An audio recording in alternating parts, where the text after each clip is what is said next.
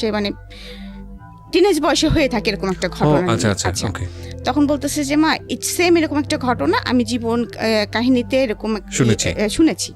হ্যাঁ, তো তুমি এটা শুনে দেখো, তোমার ভালো লাগবে। তো ওই যে আমার শুরু হলো নেশা। তো বেশিরভাগ সময় দেখা যাচ্ছে আমি লেখালেখি করার সময় দেখা যাচ্ছে কানের মধ্যে আপনাদের জীবন গল্পগুলো যে কোনো একটা যেটা ভালো লাগে, যেমন গতকাল রাত্রে শুনেছি রিমিটটা। তো ওটা শুনে আমি কিন্তু সত্যি কথা যেটা বলবো, মানে আমি প্রেশারের ওষুধ খাই, প্লাস আমার একটা নার্ভের ওষুধ আছে, তারপরে আমাকে একটা অল্প পারে ঘুমের ওষুধও খেতে হয়, কিন্তু তারপরে ভোর 5টা পর্যন্ত আমি চোখ এক করতে পারিনি। হ্যাঁ, যদি কেউ বলে যে আপনি 38 বছরের বয়স্ক মহিলা হয়ে কেন রিমির গল্পটা আপনাকে এত ইফেক্ট করলো কেন? হ্যাঁ, ওই যে রিমির কান্নাটা, এবং আমি চিন্তা করলাম আমার না কেন জানি যে কোনো কাহিনী শুনলে মনে হয় কি ওইটা মনে হয় আমি হয়ে গেছি, এরকম মনে হয় মাঝে মাঝে আমার মনের মধ্যে। থ্যাংক ইউ সো মাচ, খুব ভালো একটা সূচনা বোধহয় হলো আজকের এই অনুষ্ঠানের। আপনার মেয়ে শোনে তার মানে এই অনুষ্ঠান? হ্যাঁ, আমার 2 মেয়ে শোনে। আচ্ছা, তো আপনার বড় মেয়ে কি করছে? আমার বড় মেয়ে এখন নর্থ সাউথে আর্কিটেকচার ইঞ্জিনিয়ারিং ভর্তি হয়েছে। ও শোনে এই প্রোগ্রামটা? জি, ও শোনে। বিউটিফুল। সো হ্যালো বলে দিলাম আমরা আমাদের এই অনুষ্ঠান থেকে। এবং আপনার ছোট মেয়েটা ক্লাস 9 বা 10 উঠবে। আচ্ছা, তো আজকে এই যে ভদ্রমহিলা যিনি আছেন রিমা, তার জীবন গল্পটা আসলে কি আমরা ধারাবাহিকভাবে আপনাদের সামনে উপস্থাপন করতে যাচ্ছি। এবং আপনি বলুন না, আপনার মতো করেই বলুন, আপনি কোথা থেকে শুরু করতে চান? অ্যাকচুয়ালি আমার শৈশব থেকে আমি শুরু করব। তো শৈশব তো আসলে খুব ছোটকালের কথা কিছু মনে থাকে না কারোর, সেগুলো হচ্ছে সবার বাবা মার কাছ থেকে শুনে তারপরে হয়তো আমাদের বলতে হয় ছোটকালে এরকম করতাম ওরকম করতাম।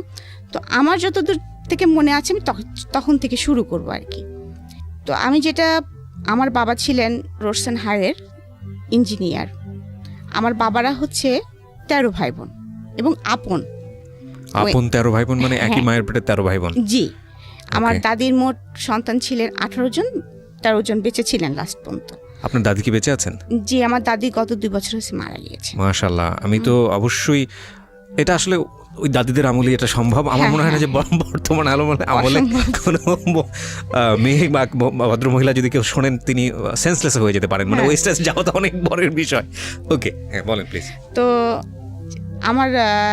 আমার যতটুকু মনে আছে, মানে আমার ছোট ফুপু আর আমি, মানে আমার যেটা 11 নম্বর ফুপু আর কি, মানে আমি এখানে বলতে চাচ্ছি যে আমার ফুপু হচ্ছে 11টা।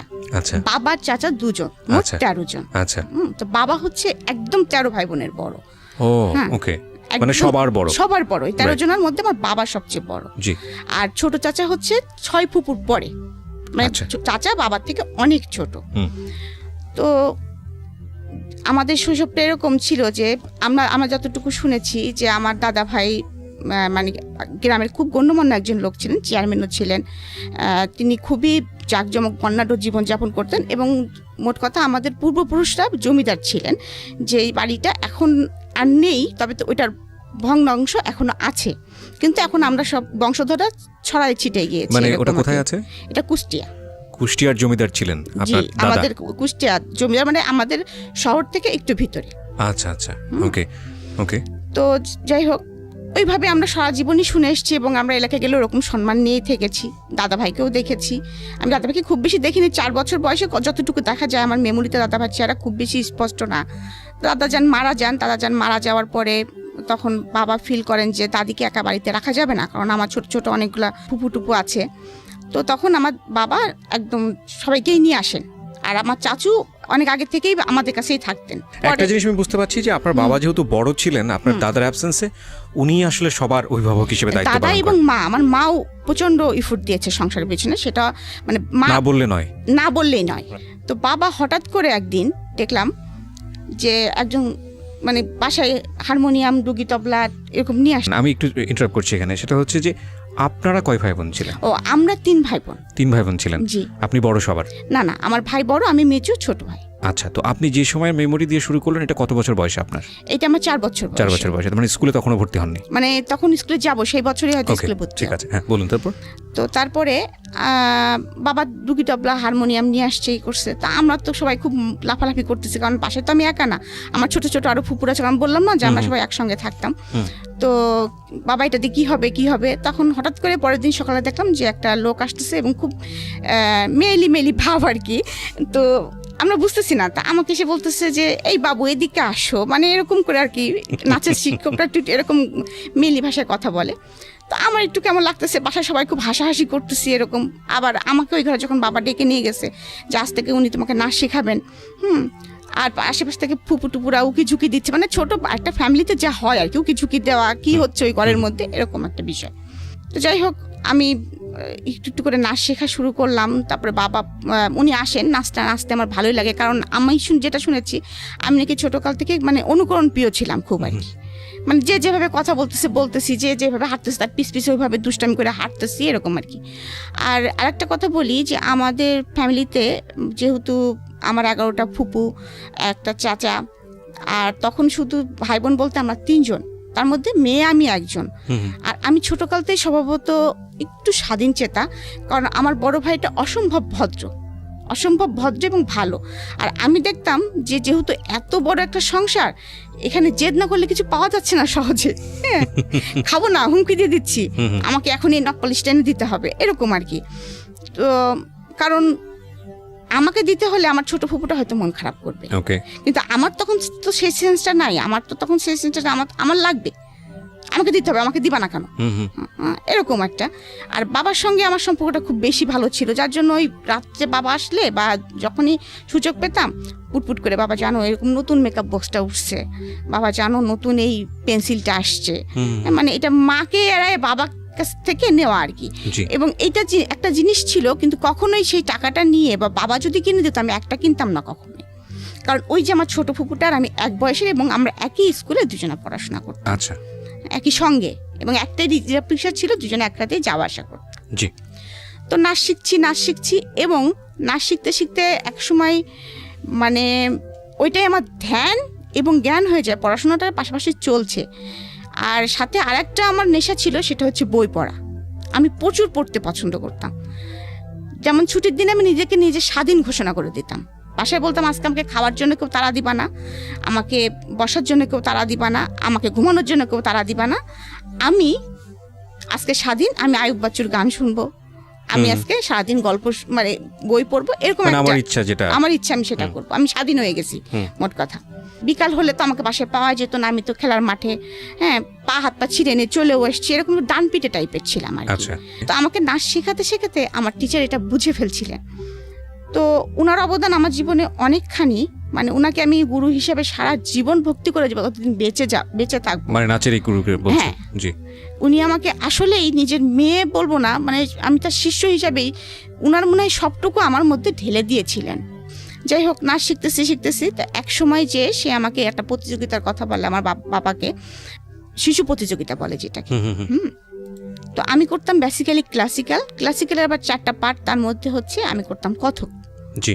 তো আমি ফার্স্ট যখন এরকম পার্টিসিপেট করলাম, তো সেবার আমি কিছু মানে মোটামুটি জেলা পর্যন্ত আসছি, বিভাগ পর্যন্ত আসছি, ঢাকায় এসে আমি কোনো প্লেস করতে পারি নাই। আচ্ছা, মনটা অনেক খারাপ হয়েছে, স্বভাবতই ছোট বাচ্চা মানুষ কান্নাকাটি তো করবই, কান্নাকাটি করছি তো আমাকে উনি সবসময় ইন্সপিরেশন দিয়ে যেতেন, বলতেন না তুমি বেটার করবা, আসলে তুমি তো ঢাকাতে শেখো না, মফস্বলের নাম শুনলে ওরা একটু নাক সিটকায় আর কি, এরকম করে আমাকে অনেক কিছু বলতেন। তো যাই হোক, পরে আবার তার পরের বছর আসলাম, সেটা হলো শিক্ষা প্রতিযোগিতা, এটা স্কুল ভিত্তিক, স্কুল থেকে আসতে হয়, স্কুল থেকে নাম লেখাতে হয়। তো সেবার যখন আসলাম, তো সেবার আসার পরে আমি আমাদের জেলাতে তো আমি ফার্স্ট হলাম, বিভাগে এসে আমি সেকেন্ড হলাম। আচ্ছা, সেকেন্ড হলাম। প্রত্যেক বিভাগের ফার্স্ট যারা তারা আসবে, সেবার হঠাৎ করে আবার নিয়ম হলো যে ফার্স্ট সেকেন্ড 2 জন আসবে। আচ্ছা, তো আমার বাবা আমাকে কিছুতেই নিয়ে আসবে না, তো বাবা বলছে আমার তো অফিস থেকে সময় বের করা খুব টাফ। তারপরেও বাবা আমার জোড়াজুড়ি দেখে এবং স্যারের জোড়াজুড়ি দেখে বাবা আমাকে নিয়ে আসলেন। তো আমার মনে আছে যখন আমি আসলাম, তখন আমি নাচ তো আমি তুলেছি, ক্লাসিক্যালটা তুলেছি, তোলার পরে তারপরে যখন আমি রিহার্সেল করতাম, আমার একবার নাচার পরে কি 2বার নাচার পরে আমার মনে করেন জামা চেঞ্জ করতে হতো, এমন অবস্থা, মানে ঘেমে যেতাম। আমাদের ক্লাসিক্যাল তো কত্থক নৃত্য, তো আমাদের কিছু কয়েকটা ওয়ে থাকে, সালামি দিতে হবে, মানে কয়েকটা নাচের কয়েকটা পার্ট থাকে যেগুলো থাকতেই হবে। তো উনি আমাকে প্রথমেই যখন দিলেন, আমি স্টেজে ঢুকবই ঘুরতে রাউন্ড দিতে, এবং এই রাউন্ডটা ছিল 34টা রাউন্ড। কতগুলো? 34টা। একটা স্টেজ কভার করে যখন ঘুরতে ঘুরতে ঘুরতে ঘুরতে ঘুরতে ঘুরতে ঘুরতে জাস্ট মাঝখানে এসে আমাকে দাঁড়াতে হবে। ওকে, মাঝখানে এসে আমাকে এভাবে দাঁড়ায় পড়তে হবে জাস্ট। ওকে, হ্যাঁ, তো এই 34টা ঘুরলেই পরে ব্যালেন্স ঠিক রাখা কিন্তু অনেক চাপ। আমাদের তো দুটো ঘুরলে মোটামুটি পড়ে যাওয়ার মতো অবস্থা হয়। আমাদের তো আমি 4 বছর বয়স থেকে ক্লাসিক্যাল করতেছি, অভ্যস্ত হয়ে গেছে, প্র্যাকটিস হয়ে গেছে। অনেক কঠিন একটা মানে নাচ, যখন ওই বয়সে আমার করার কথা না, উনি তুলে দিলেন আমাকে।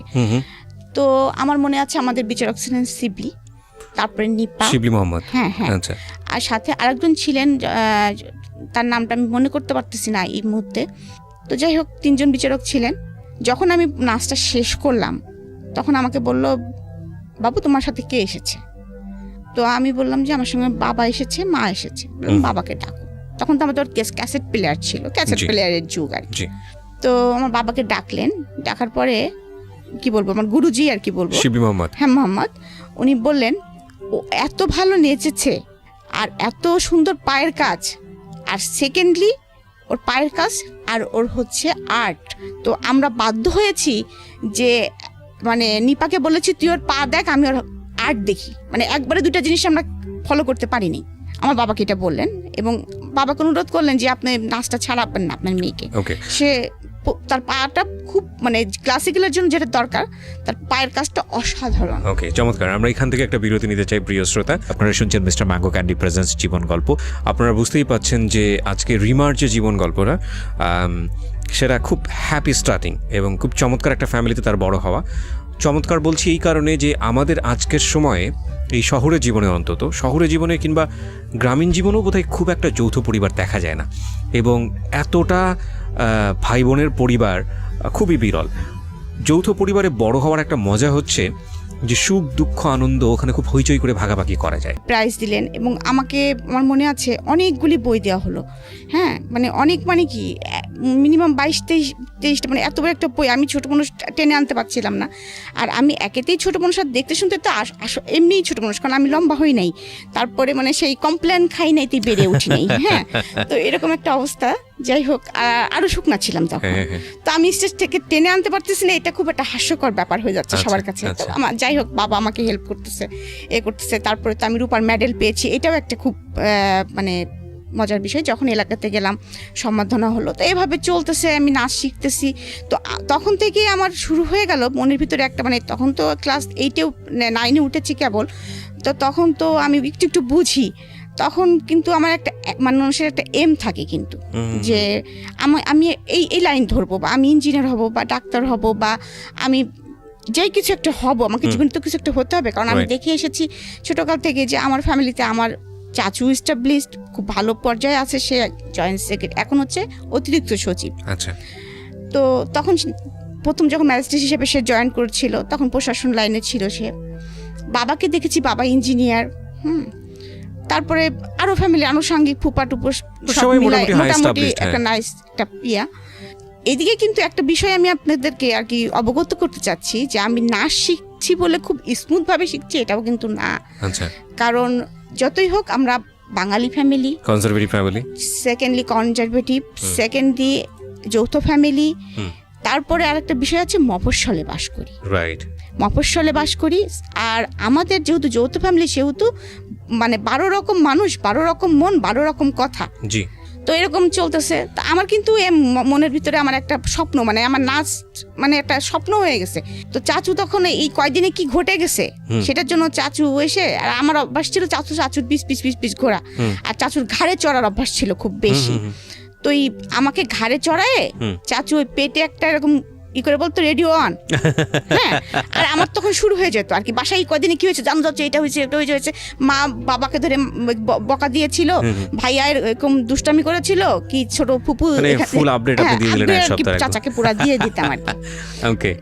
তো এরকম একটা মজার লাইফ আমার চলতেছে আর কি, খুবই মজার। মানে আমি আসলে আমার ছোট শৈশবটা মনে হয় এখনো মাঝে মাঝে স্বপ্নে দেখি। তো আমার টিচার আমাকে নাচ শেখাচ্ছেন এবং একদিন আমাকে শাস্তি দিলেন যে তুই যেহেতু এটা 30 বার প্র্যাকটিস করিস নি, তো শাস্তি আজকে সারাদিন তুই নুপুর পরে থাকবি। বললো সারাদিন তুই নুপুর খুলতে পারবি না, খাবি নুপুর পরে, গোসল করবি নুপুর পরে, এবং তোকে 100 বার প্র্যাকটিস করতে হবে। ওকে। কারণ তার আগে আমার নতুন করে একটা প্রোগ্রাম ছিল। ওকে। তো আমিও জেদ হয়ে গেল, ঠিক আছে তাই হবে, হ্যাঁ তুমি আমাকে বকা দিলা, এরকম আমার সবসময় এরকম ছিল, তুমি আমাকে বকা দিলা তো ঠিক আছে। তা মা এত বলছে তুই নুপুর খোলা, আমি না আমি 100 বার প্র্যাকটিস করবো, ওইরকমই মা হয়তো একটু খাওয়াই দিচ্ছে, খাচ্ছি, তারপরে আবার ক্যাসেট ছেড়ে আবার প্র্যাকটিস শুরু করতেছি। এমন হলো সারাদিন নুপুর বেঁধে রাখাতে আমার পা ফুলে গেল। তারপরে তো যাই হোক, পরের দিন যখন আমার টিচার আসছেন, বাবা খুব রেগে গেছেন, তো তুমি এটা কি করছো, আমার মেয়ের পাটা দেখছো তুমি? তা বলে কি আমি মানে উনি তো মেয়েলি ভাষায় কথা বলে, তা বলতেছে ভাইজান আমি তো বলছি কিন্তু ও যে গোসা করে সারাদিন পরে থাকবে আমি তো বুঝতে পারি নাই। তো যাই হোক, কালু মামা বলে যে নিজেই তেল গরম করে আনে, আমার মার কাছ থেকে তেল চায়, নিজে পায়ে মালিশ টালিশ করে। যাই হোক, তারপরে সেবার নতুন করে তো আমি পার্টিসিপেট করলাম এবং আমি 68 মার্ক নিয়ে সেবার আমি 3rd হলাম। আমার সঙ্গে ফার্স্ট হয়েছিলেন শাওন। শাওন মানে হুমায়ুন আহমেদের স্ত্রী শাওন, আমাদের প্রিয় শাওন। ওকে, সো বুঝতেই পারছেন যে আজকের যিনি গেস্ট তার কালচারালি মানে শৈশবে একটা শক্তিশালী ব্যাকগ্রাউন্ড আছে ইনফ্যাক্ট। হ্যাঁ বলেন প্লিজ। তো তখন থেকে আমার মনের ভিতরে ইচ্ছা যে একটার পর একটা যখন অ্যাচিভমেন্ট করতেছি আমি, যে আমার তখন থিম হয়ে গেছে যে আমি নৃত্যশিল্পী হব।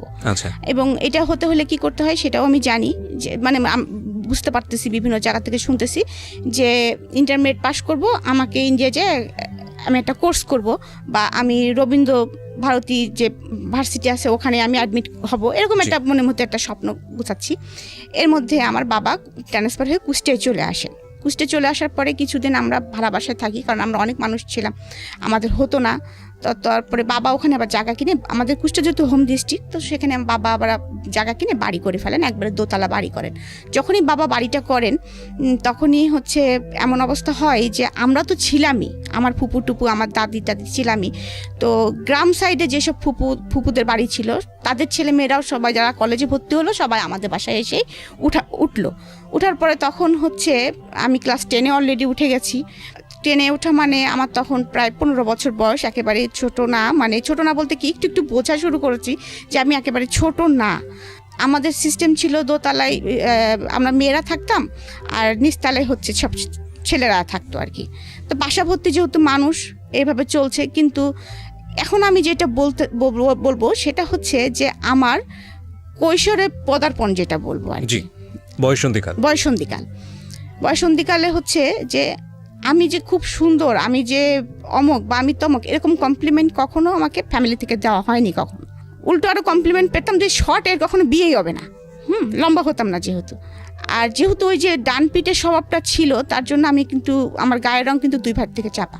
তো স্কুলে যেতাম যখন, তখন দেখতাম যে কিছু কিছু ছেলেরা সাইকেল নিয়ে পিস পিস যাচ্ছে, তো মজাই লাগতো আর কি, মজা লাগতো কি রে এই ছেলেটা পিস পিস আসে কেন। আবার এমনও আছে কোনো দিন এসে হয়তো বলেও দিতাম বাসায় যে ভাইয়া জানিস যাচ্ছিলাম আমাদের পাড়ার অমুক ছেলেকে দেখলাম, মানে ফুপাতো ভাই তো মেলাগুলায় বাসায়, আমার ভাইকেও বলতেছি, আমার ফুপাতো ভাইদেরকে বলতেছি যে তারা আবার কি করছে, দেখা যায় যে তাকে যে শাসায় থুয়ে আসছে, তুই আমার বোনের পিস পিস গেছিস কেন। এটা হয়তো আমি জানিও না বা আমার বাবাও জানে না। তো এইভাবে চলতেছে। যাই হোক, ওই সময় আমার তখনও স্ট্যান্ড বাই 2 ফুপুর বিয়ে হয় নাই।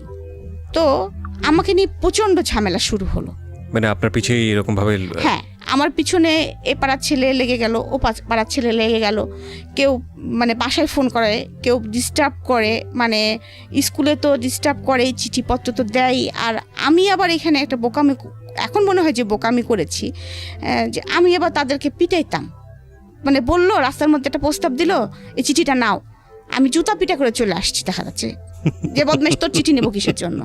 হ্যাঁ, তারপরে দেখা যাচ্ছে আবার বাসায় এসে আবার নালিশ করলাম, আমার ভাইরা যে আবার তাদেরকে পিটুনি দিল, আবার এই পাড়ার ছেলে হলো ও পাড়ার ছেলের সাথে মারামারি লেগে গেল, মানে এরকম মানে সিচুয়েশনটা তৈরি হয়ে গেল। অনেক সময় ফোন করে বাবাকে হুমকি দিত যে আপনার মেয়েকে তুলে নিয়ে যান, কি করবেন দেখি, ও যে আমাদের পিটাইলো মারাইলো, হ্যাঁ আপনার যে কাজটা করলেন বাবা হয়তো জানেও না। সেকেন্ডলি আর একটা বিষয় লক্ষ্য করা গেল ফ্যামিলিতে, সেটা হচ্ছে এখন বুঝি যে আমি যেহেতু খুব আদরের ছিলাম, একটা মেয়ে ছিলাম, তো আমার বাবা চাচার মিলে আমি একটা মেয়ে, এবং এভাবে মানুষ হচ্ছে দেখে হয়তো বা আমার কিছু কিছু ফুপুদের মধ্যে গ্রো করা শুরু করলো। তাদের তো সবার ছেলে আছে, আমাদের বাসায় লেখাপড়া করে, কারোর সঙ্গে বাইচান্স যদি আমার কোনো ভাব হয়ে যায় তাহলে তো বাবা না করতে পারবে না।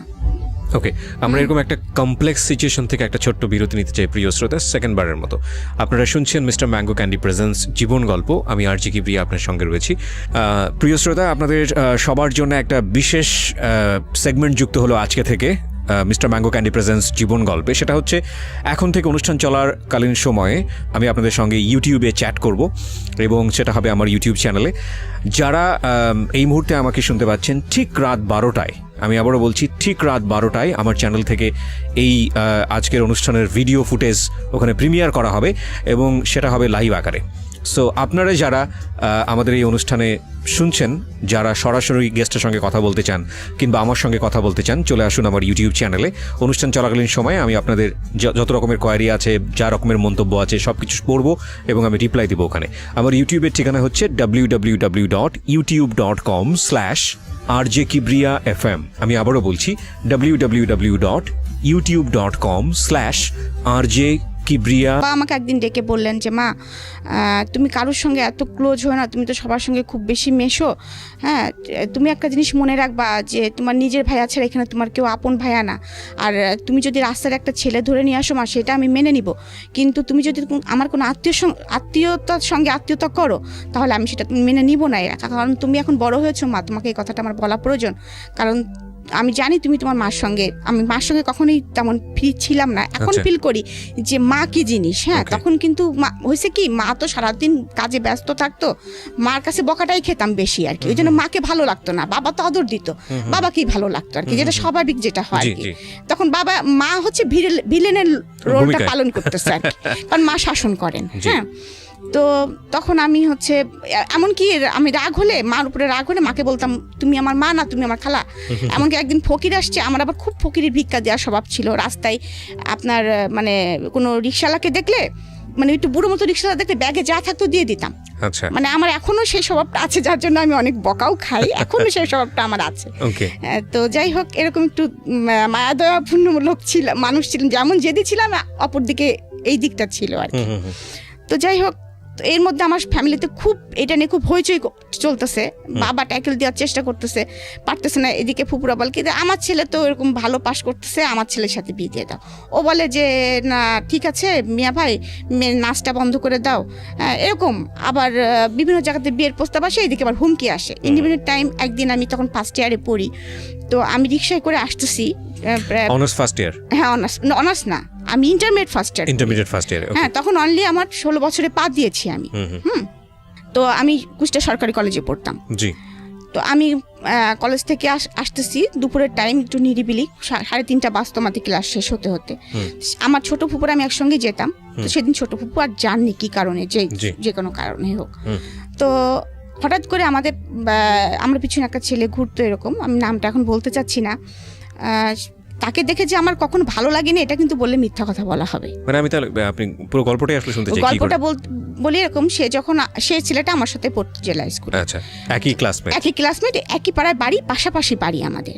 হ্যাঁ, তো ওরা অনেকগুলি ভাই, তো আমাদের সাথে সম্পর্ক ছিল খুব ফ্যামিলিগত আর কি। হ্যাঁ, তো ও যখন আমাদের একটা, তখন আমার তো অবজেক্টিভের যুগে পাশ করা, অনুপম নামে একটা গাইড ছিল। হ্যাঁ, তো একদিন আমাকে বলতেছে রিমা তোর কাছে অনুপম গাইড আছে? তাই আমি বললাম যে হ্যাঁ আমি ওটা কিনেছি। হ্যাঁ, তো আমার কাছে ওই গাইডটা নিয়ে যাওয়ার পরে 2 দিন পরে গাইডটা যখন ফেরত দিল, আমাদের একটা চিঠি দিল। তো চিঠিটা দেওয়ার পরে চিঠিটা পড়লাম, আমি তো চিঠি তো আর একা পড়ি নেই, চিঠিটা মানে বইটা খুলতে যে চিঠি পড়লে এর মধ্যে একটা জিনিস আছে, দেখিস পাড়ার ছেলে। কিন্তু আমি আমার ছোট ফুপু তো একদম বান্ধবী। হ্যাঁ, ফুপু দেখ, মানে তার নামটাই আর কি বলে ফেলতে যাচ্ছিলাম আর কি। তো ও আমাকে এরকম চিঠি দিয়েছে, দেখি কি লিখেছে, যখন ওই বয়সে যেটা হয় আর কি। 2টা চিঠি দিয়েছে, তার মধ্যে আবার আর্টও করেছে, 2টা পায়রা একটা লাভ নিয়ে উঠে চলে যাচ্ছে আর কি, এরকম কিছু আর কি। হ্যাঁ, তো ভালোবাসা না ভালো লাগা না, কিন্তু বিষয়টা হচ্ছে পেটের মধ্যে প্রজাপতি কিন্তু উঠতেছে, মানে একটু ভালো লাগা তো তখন বুঝি আর কি। যাই হোক, তখন ওই পর্যন্ত আমি তখন ওকে বলতেছি কি, তো একদিন আমাকে জিজ্ঞেস মানে ওই ছেলেটা সরাসরি একদিন আমাকে জিজ্ঞেস করে, যাই হোক সবসময় তো মাঠে খেলাধুলা হচ্ছে, দেখা সাক্ষাৎ হচ্ছে, তখন বলতেছে কি তোকে চিঠি দিছিলাম, চিঠিটার উত্তর দিলি না। তা আমি বললাম চিঠির উত্তর দিয়ে কি তুই জুতার বাড়ি খাবি? হ্যাঁ, ভাই শুনলে তোরা কি করবে তো জানিস? মানে ওর বড় ভাই আর আমার বড় ভাই আবার একদম জানে দোস্ত। হ্যাঁ, তখন আমি বলতেছি কি ভাই শুনলে তোকে কি করবে জানিস? আমি লিটন ভাইকেও বলে দিবে এই কথা, আমার ভাইকেও বলে দিবে এই কথা। তখন ও বেচারি আমার পিছনে এরকম ঘুরতেছে, আমি কোনো পাত্তা দিচ্ছি না, কিন্তু ভালো লাগাটা কিন্তু আমার ভিতরে আমার একটু আছে যে ভালো লাগতেছে। ও যখন পিছন পিছন ঘুরে বা আমার বাসার সামনে দিয়ে যায় যখন, তখন কিন্তু আমি ছাদে উঠি, দেখি যাচ্ছে, এরকম আর কি। মানে আপনার ভিতরে একটু ভালো লাগে কিন্তু আপনি সেটা বুঝতে দেন না। হ্যাঁ, বুঝতে দেয় না, কিন্তু ওই ভালো লাগাটা কি ভালোবাসা আমি এটা তখনও বুঝি নাই। আচ্ছা, ইন্টারমিডিয়েট ফার্স্ট ইয়ার। হ্যাঁ, ইন্টারমিডিয়েট ফার্স্ট ইয়ার, বুঝতেছি না এই বিষয়ে কোনো, তখন তো মোবাইলের যুগও না, কিছুই না, তখনকার যুগটাই ছিল তো এরকম যে একটু চোখে দেখা দেখি হলো, একটু গোপনে হয়তো একটু বাগানে আগানে যারা একটু কথা হলো, এই তোমার এই চিঠিটা এই টাইপের আর কি পরিবেশ শুরু হয় না। তারপরে আমরা যৌথ ফ্যামিলিতে বিলং করি, রাস্তাতে হাঁটতে গেলেও দেখাচ্ছে কোনো না কোনো ভাইয়ের সাথে দেখা হয়ে গেছে, এই তুই কার সাথে কথা বলছিলি, এরকম একটা অবস্থা। তো আমাদের তো কোনো রকম স্বাধীনভাবে কোনো কিছু করার মতো পরিস্থিতি নাই। তো যাই হোক, এরকম পরিস্থিতি চলতেছে। এইদিকে আবার আমার হঠাৎ করে বাসার মধ্যে এরকম চলতেছে, হঠাৎ করে ওই ছেলেটা ভালো ছিল লেখাপড়ায়, কি হয়েছে কোনো সঙ্গদোষে বা কোনো কিছু কারণে একটু খারাপ হয়ে যায়, মানে শুনতাম আর কি, নেশা টেশা করে। আমি যখন ম্যাট্রিক পরীক্ষা দিয়েছিলাম তখন ওরা ম্যাট্রিক পরীক্ষা দেওয়ার কথা ছিল, কিন্তু দেয়নি, এনিহাউ সে কেন কারণে দেয়নি। তো যাই হোক, কিন্তু আমার পিছনে ঘুরতোই। তা আমি মাঝে মাঝে বলতাম যে তুমি ম্যাট্রিক পরীক্ষা দিলা না, তুমি করলা না, তা তুমি হচ্ছে আমার পিছনে ঘোরো কি করে, তুমি তো এখন আমার জুনিয়র হয়ে গেছো। তো এই কথাগুলো কিন্তু মার কানে বাবার কানে প্রতিনিয়ত যাইতো, যে ও আমাকে এরকম খুব ডিস্টার্ব করতো। এবং আমি তখন কিন্তু অলরেডি বোধ বুদ্ধি হয়ে গেছে যে না, এরকম করা যাবে না। হ্যাঁ, কারণ ও যেহেতু ম্যাট্রিক পরীক্ষা দেয়নি, খারাপ ছেলেদের সাথে মিশে গেছে, ভালো লাগাটা আমার দূর হয়ে গেছে, সোজা কথা, আর ভালো লাগাটা নাই। তো তখন একদিন আমার মা ওকে যে বলতেছে যে তুমি যে ওকে ওরকম হুমকি দামকি দিচ্ছ, তুমি কি জানো বাবা, তুমি যে এমনি তোমাদের সাথে আমাদের খুব ভালো একটা সম্পর্ক, সেকেন্ডলি তোমার সাথে আমার মেয়ে বেঁধে তুমি কি পারবা, তুমি ওর থেকে ছোট ক্লাস, তুমি লেখাপড়া করনি, তারপরে তুমি যে মস্তানি হস্তানি করে বেড়াও, আর আমার মেয়ে জুতা কয়টা আর কতগুলো জামা তুমি জানো, ও কতগুলো জুতা পরে, কতগুলো জামা পরে, ও কোনো জামার সাথে ম্যাচিং করে ছাড়া জুতা স্যান্ডেল জামা পরে না, তুমি তো এগুলো পারবা না বাবা, তুমি খালি খামাখাওকে কেন ডিস্টার্ব করতেছো, ও তুমি অ্যাফোর্ড করতে পারবা না। যাই হোক, আমার মা এই ডায়লগটা মনে হয় সবাইকেই দিতেন, যে ফোন করতো তাকেই মনে হয় ডায়লগটা দিতেন। এটা একটা মজার বিষয় যে আমার জুতার খরচ কেউ অ্যাফোর্ড করতে পারবে না। হ্যাঁ, কারণ আমার জুতার প্রতি খুব দুর্বলতা ছিল, আমি প্রচুর জুতা কিনতাম। যাই হোক, তো এরকম একটা পরিস্থিতি, কলেজ থেকে আসতেছি আমি, আসার পরে আপনাকে কি বলবো আর কি, হঠাৎ করে কয়েকটা ছেলে আমার রিক্সাটা ঘিরে ধরে, মানে আমি যেটা একদম অপ্রস্তুত ছিলাম, এবং পরে দেখি ও আছে সাথে। তো অনেক কথা কাটাকাটি হচ্ছে ওর সাথে আমার, ও বলতেছে তুই এখনই যাবি আমার সাথে, তোকে আমি এখনই বিয়ে করবো, তুলে নিয়ে যাই বিয়ে করবো, দেখি কার ক্ষমতা কে ঠেকায়। আমি বলছি কেন তোমার সঙ্গে আমি যাবো, তুমি কেন আমাকে বিয়ে করবা, আর তুলে নিয়ে বিয়ে করার কেস, তোমার বিয়ে করতে হলে আমার বাসায় আসো, খালাম্মাকে বলো। হ্যাঁ, এরকম বলতেছি যে, আর আমি তো এখন বিয়ে করবোই না, অসম্ভব, আমার সামনে ইন্টারমিডিয়েট পরীক্ষা, আমার একটা লাইফ পড়ে আসে, আমি তখন বিয়ে করবোই না, তুমি তো বললে হবে না, আর আমি তো তোমাকে কোনোদিনও বলিনি যে আমি তোমাকে ভালোবাসি বা এরকম, তুমি আমাকে বলেছো, আমি কিছুই বলিনি তোমাকে, তুমি তো আমাকে ভেবে ফোর্স করতে পারো না। তো ওর সঙ্গে আমার খুব মানে কথা কাটাকাটি হচ্ছে। এর মধ্যেই ও দেখি কি পিছন থেকে একটা পিস্তল বের করে ফেলছে। এখন ওইটা অরিজিনাল কি নকল আমি আই ডোন্ট নো, আমি তখন তো চিনি না পিস্তল। ওইটা আমার সরাসরি মাথায় ঠাকাই বলতেছে, হয় আজকে তুই মরবি, নাহলে আমি মরবো, যে কোনো একজন মরবে। মানে সেই একদম বাংলা সিনেমা মোটামুটি আর কি, যদিও বাংলা সিনেমা, কিন্তু তবু ওইটা আমি মানে রিয়েলাইজ করতে পারতেছি যে আমি কি মুভমেন্টে আছি। যাই হোক, ওরকম যখন রাস্তার মধ্যে বার বিতর্কটা চলতেছে, তখন আমাদের মানে আশেপাশে যায় না কিছু ছেলে পেলে, ওরা দেখছে যে আপুর সাথে এরকম হচ্ছে।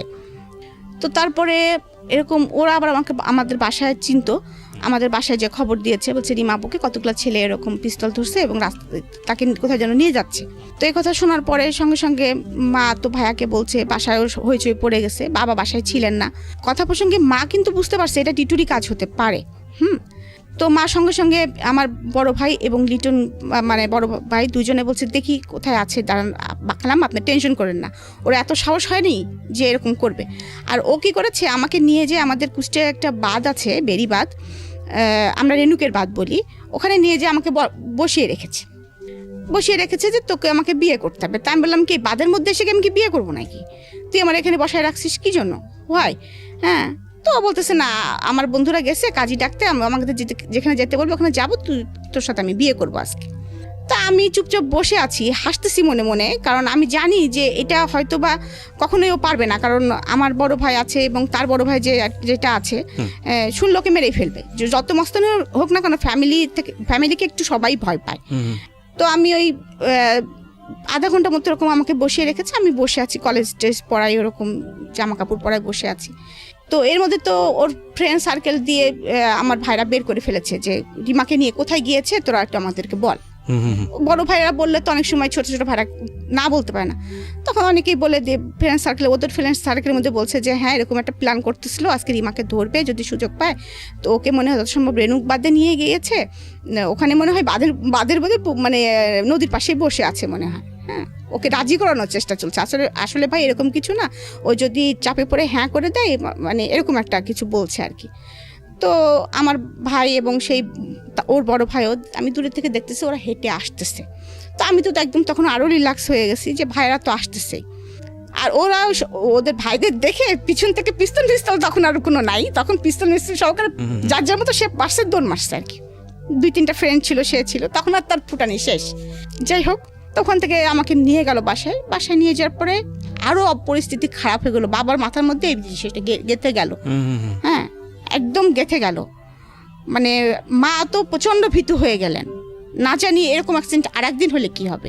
আজকে এই পাশের বাড়ির ছেলে করেছে, আর এক পাড়ার ছেলে করলে কি হবে, আর এক পাড়ার ছেলে কি হলে কি হবে, আমি মেয়েটাকে কিভাবে কি করবো, মান সম্মান। এইদিকে ফ্যামিলিতেও কারোর সাথে যদি আমার মেয়ের সম্পর্কে জড়া যায় তাহলেও আমার প্রবলেম। সবার কথা হচ্ছে রাজ্য সহ রাজকন্যা, আমার মেয়েটাকে কতটুকু তারা ভালো করবে আমি জানি না, হয়তো বা আমার সম্পত্তির দিকেই আসবে। এরকম বাসার মধ্যে বাবা মা খুব দ্বিধা এবং দ্বন্দ্বের মধ্যে আছেন, খুব সমস্যার মধ্যে আছেন। মানে তারা আমাকে নিয়ে, আমি এখন ফিল করি, তখন তো অত কিছু মেশরা জানতাম না যে কেন আমাকে বিয়ে দেওয়া হচ্ছে, কি বৃত্তান্ত। এর মধ্যে হঠাৎ করে আমার কলেজ থেকে দেখে আমার বাসায় বিয়ের প্রস্তাব পাঠানো হয়। তো আমার বাবা তখন খুব টেনশন করতেছেন, মা খুব টেনশন করতেছেন, এখন সলিউশন কি। এই টাইমে তোমার নাচটাও বন্ধ হয়ে গেছে। আমি কিন্তু মানসিকভাবে তখন কিন্তু খুবই মানে খারাপ পরিস্থিতির মধ্যে দিয়ে যাচ্ছি, কারণ আমাকে বাসা থেকে বেরোতে দেওয়া হচ্ছে না ওই কারণের পরে। সেকেন্ডলি আমার নাচটা বন্ধ হয়ে গেছে, যেটা আমার অ্যাম্বিশন। মোট কথা যে আমার প্রথম ভালোবাসা, my first love is my নাচ, সেটা আমার বন্ধ হয়ে গেছে, যেটা আমার ধ্যান জ্ঞান যেটাই বলেন। মানে আমার তখন মানসিক পরিস্থিতি খুব খারাপ, একটুতেই চিল্লাপাল্লা করি, বাসায় হইচই করি, মানে অনেক কিছু। তো একদিন এরকম বাবা মাও খুব চিন্তিত এরকম হঠাৎ করে। তো আমি একদিন বলতেছি কি যে বাবা, এইসব থেকে বেরোনো যায় কী করে, তুমি আমাকে অন্য কোথাও পাঠা দিতে পারো না এই শহর থেকে, আমার না ভালো লাগে না, বাসার মধ্যে বন্দি জীবন ভালো লাগে না, আমার নাচ বন্ধ হয়ে গেছে, তুমি কি পারো না আমাকে কোথাও একটু মানে নিয়ে যেতে বাবা, আমার আসলে খুব খারাপ লাগে, আমার নাচতে ইচ্ছে করে। মানে বাসার মধ্যে আমি তখনও কিন্তু নাচি, মাঝে মাঝে মন খারাপ হলে নাচি, কিন্তু আমি তো আর সেইভাবে বাইরে পারফর্ম করতে পারছি না। আমি ঢাকায় আসতে পারতাম না, আমার দেখা যাচ্ছে মাসে একটা করে প্রোগ্রাম থাকতো, কোনো সময় 3 মাস পরে একটা করে প্রোগ্রাম থাকতো। তো আমি তো আর ঢাকায় আসতে পারতেছি না, আমাকে বাসা থেকে বেরোতে দিচ্ছে না, এদিকে লেখাপড়াটা আমার হচ্ছে না ঠিক মতো। কী বলবো, তখন অনেকটাই মানসিক অবস্থা এমন ভেঙে গেছে, মানে আমি বলতে পারবো না, মানে আপনাদেরকে বোঝাতে পারবো না যে আমি মানে একটা মানে হিংস্র মানুষ থাকে না, মানুষ পাগল মানুষ থাকে না, কিছু খাওয়া নেই দাওয়া নেই, খাচ্ছি না দাচ্ছি না, কেউ কিছু বললেই ছুঁড়ে মারতেছি। এমনও হয়েছে যে আমার হাতে যে কাটা আছে, ব্লেড দিয়ে হাতও কেটে ফেলছি। বাবাও আসলে পারতেছে না কিছু করতে, বাবাও অনেক সময় কান্না করতেছে, মাও কান্না করতেছে, এরকম পরিস্থিতি বাসায়। তো এর মধ্যে কলেজে একদিন আস্তে আস্তে একটু হওয়ার পরে তো আমার ভাইরা আমাকে সাথে করে নিয়ে যেত আর সাথে করে নিয়ে আসতো, যে কোনো একজন ভাই আমার সঙ্গে থাকতো। প্রিয় শ্রোতা, আমরা এই জায়গাটা একটা বিরতি নেব। চিন্তা করে দেখুন, একটা মেয়ে আমাদের সমাজে বড় হচ্ছে, সে যে শ্রেণীরই হোক না কেন, উনি যেই সোসাইটিতে বিলং করতেন, ওনার যে সার্কামস্ট্যান্সেস, যৌথ পরিবার, এবং যৌথ পরিবারের এরকম একটা মেয়ের দিকে এভাবে হাত বাড়ানো, এটা রিয়েলি টাফ। এবং খুব স্বাভাবিকভাবেই তার ব্যাকআপটা অনেক শক্তিশালী। তার বাবা রোডসান হাইওয়েতে, তার এক চাচা সেই মুহূর্তে government officer, first class gazetted officer. সুতরাং সেই দিক থেকে কিন্তু তার একটা অনেক বড় ব্যাকআপ আছে, এবং তার যে কালচারাল ব্যাকগ্রাউন্ড, সেখানেও সে অত্যন্ত মানসিকভাবে শক্তিশালী একজন মেয়ে হিসেবে বড় হয়ে উঠছে। কিন্তু তারপরেও আমরা আমাদের সামাজিকতার কথা চিন্তা করে একটা পরিবার যখন এই ধরনের একটা ঘটনা ঘটে, কতটা ইনসিকিউর মনে করি এরকম একটা ঘটনাকে। এবং দেখুন যে প্রাণোচ্ছল একটা রিমাকে আমরা পেলাম শৈশবে, কিশোর জীবনের শুরুতে একেবারে বয়ঃসন্ধিকালের সেই সময়টাতে এসে কিন্তু একটা ভয়ানক রকমভাবে ওকে একটা কনজারভেটিভ এনভায়রনমেন্টে বন্ধ করে ফেলার চেষ্টা করা হচ্ছে। এবং ওখানে উনি বলছিল যে আমার দোষটা আসলে কি, আমি তো কাউকে বলিনি যে আমাকে তুলে নিয়ে যাও, বা আমি তো কাউকে বলিনি যে বা আমি তাকে লাভও করি না সেই অর্থে। তো সেই জায়গাটা থেকে এরকম একটা কমপ্লেক্সিটি তার লাইফে চলে আসলো। তার স্বপ্নের জায়গাটা, তার যে নাচ, সেটা বন্ধ করে দেওয়া হয়েছে এবং অন্যরকম একটা এনভায়রনমেন্টের মধ্যে তাকে ফেলে দেওয়া হয়েছে। এখান থেকে জীবনটা কোথায় যাবে সামনের দিকে সেটা আমরা দেখব ছোট্ট একটা বিরতির পর। আপনাদেরকে মনে করিয়ে দিচ্ছি, আপনারা শুনছেন মিস্টার ম্যাঙ্গো ক্যান্ডি প্রেজেন্স জীবন গল্প। আমি আরজি কিবরিয়া আপনার সঙ্গে রয়েছি। এবং প্রিয় শ্রোতা, আপনাদের সবার জন্য একটা বিশেষ সেগমেন্ট যুক্ত হলো আজকে থেকে মিস্টার ম্যাঙ্গো ক্যান্ডি প্রেজেন্স জীবন গল্পে। সেটা হচ্ছে এখন থেকে অনুষ্ঠান চলাকালীন সময়ে আমি আপনাদের সঙ্গে ইউটিউবে চ্যাট করব এবং সেটা হবে আমার ইউটিউব চ্যানেলে। যারা এই মুহূর্তে আমাকে শুনতে পাচ্ছেন ঠিক রাত 12টায়, আমি আবারও বলছি ঠিক রাত 12টায় আমার চ্যানেল থেকে এই আজকের অনুষ্ঠানের ভিডিও ফুটেজ ওখানে প্রিমিয়ার করা হবে এবং সেটা হবে লাইভ আকারে। সো আপনারা যারা আমাদের এই অনুষ্ঠানে শুনছেন, যারা সরাসরি গেস্টের সঙ্গে কথা বলতে চান কিংবা আমার সঙ্গে কথা বলতে চান, চলে আসুন। ঘুমাই গেলে বাবা বুক থেকে আমাকে নামাতেন। মা নাকি মাঝে মাঝে রাগ করে বলতেন, ফেলে দাও, অত বড় মেয়ে কি জন্য বুকের উপরে ঘুমায়। আবার বল, তোমার আমার বুকের উপরে ঘুমায়, তোমার সমস্যা আছে কোনো? এবং চাচার সাথে সেম এই স্টাইলটাই ছিল। চাচা যখন ভার্সিটি থেকে আসতো, মানে আমি এখনো বলছি যে আমার চাচা আর বাবার মধ্যে আমি কখনো কোনো পার্থক্য দেখি নাই। মানে আমরা 3 ভাই বোনই কখনো পার্থক্য করি নাই। চাচার সাথেও জাস্ট আমার সম্পর্কটা এরকম, মানে দুইজন আমার পার্ট অফ লাইফ এরকম। তো আমার তখন এমন কিন্তু একটু মনের ভিতরে হয়েছে যে আমার চাচা কি পারে না, চাচু কি পারে না আমাকে এখান থেকে বের করে নিয়ে যেতে। চাচুর পোস্টিং ছিল তখন কুমিল্লাতে। ইভেন আমি চাচুকে বলেছি, চাচু তুমি আমাকে নিয়ে যেতে পারো না, তোমার ওখানে গেলেও তো আমার এত ঝামেলা হয় না, তুমি তো একটা ভালো ইসের মধ্যে বিলং করো, আমাকে তো কেউ ডিস্টার্ব করতে পারে না, আমি তো নাচটা কন্টিনিউ করতে পারি, কুমিল্লা থেকে ঢাকা তো অনেক কাছে। জানি না কি অজানা কারণে আমার চাচু করে রেসপন্স করে নাই, মন খারাপ করছে, কাঁদছে, মা তুমি পড়াশোনা করো, মন খারাপ করো না, এরকম অনেক কথাই বলেছে। কিন্তু আমার মামারা, আমার আবার 2 মামা আর আমার মা একা, আমার মা বড়। আমরা আবার ছোটকাল থেকে দেখেছি বাবা মানে আমাদের ফ্যামিলি আর মামাদের ফ্যামিলি মনে হয়েছে এক। আমরা মানে অনেক বড় হওয়ার পরে বুঝছি যে মামার ফ্যামিলি আর চাচাদের ফ্যামিলি আলাদা, মানে এটা হয় আর কি। আমরা মনে করতাম যে একই। তো এরকম একটা পরিস্থিতিতে যাচ্ছে, কিন্তু মামারা কিন্তু চায়নি যে, বড় মামা কিন্তু বলেছে যে বউ তুমি যদি না পারো মেয়ে আমার কাছে দিয়ে দাও, কারণ আমার বড় মামা তখন খুলনাতে থাকতেন। এরকম পরিস্থিতি চলতেছে, কিন্তু বাবা আমাকে কারোর কাছে দিতে রাজি না, কারণ আমার মানসিক অবস্থা তখন যেরকম, কারণ আমার ওই মানসিক অবস্থাটা তখন অনেকে হয়তো টেক কেয়ার করতে পারবে কি না, কখন কি অ্যাক্সিডেন্ট করে ফেলি, মানে এটা আমার বাবা বুঝতে পারতেছে না। তো এর মাঝে আমি অ্যাক্সিডেন্ট একটা করিও, সেটা হচ্ছে, তো আমার মনে আছে আমার কাছে 700 টাকা ছিল। আমার কাছে সবসময় টাকা পয়সা থাকতো আর কি, এটা একটা বিষয় ছিল তখনকার সময়। 700 টাকা মানে বেশ কিছু টাকা আর কি। তো আমার কাছে 700 টাকা আছে, আমার পরা আছে একটা লং স্কার্ট আর একটা টি শার্ট, রাত্রে যেটা আমি পরে ঘুমাই। ঘুম থেকে উঠে তখনও বাসায় কেউ কেউ উঠেছে, কেউ কেউ ওঠেনি। তো আমাদের বাসার নিচে একজন দারোয়ান থাকতেন এবং একজন নাইট গার্ড থাকতেন। তা আমি আমাদের আবার বাসাটা অনেক পিছনে, সামনে অনেক বড় লবি এবং সামনে খুব বড় একটা গেট, ওইটা পার হয়ে তারপরে যেতে হয় রাস্তায় আর কি।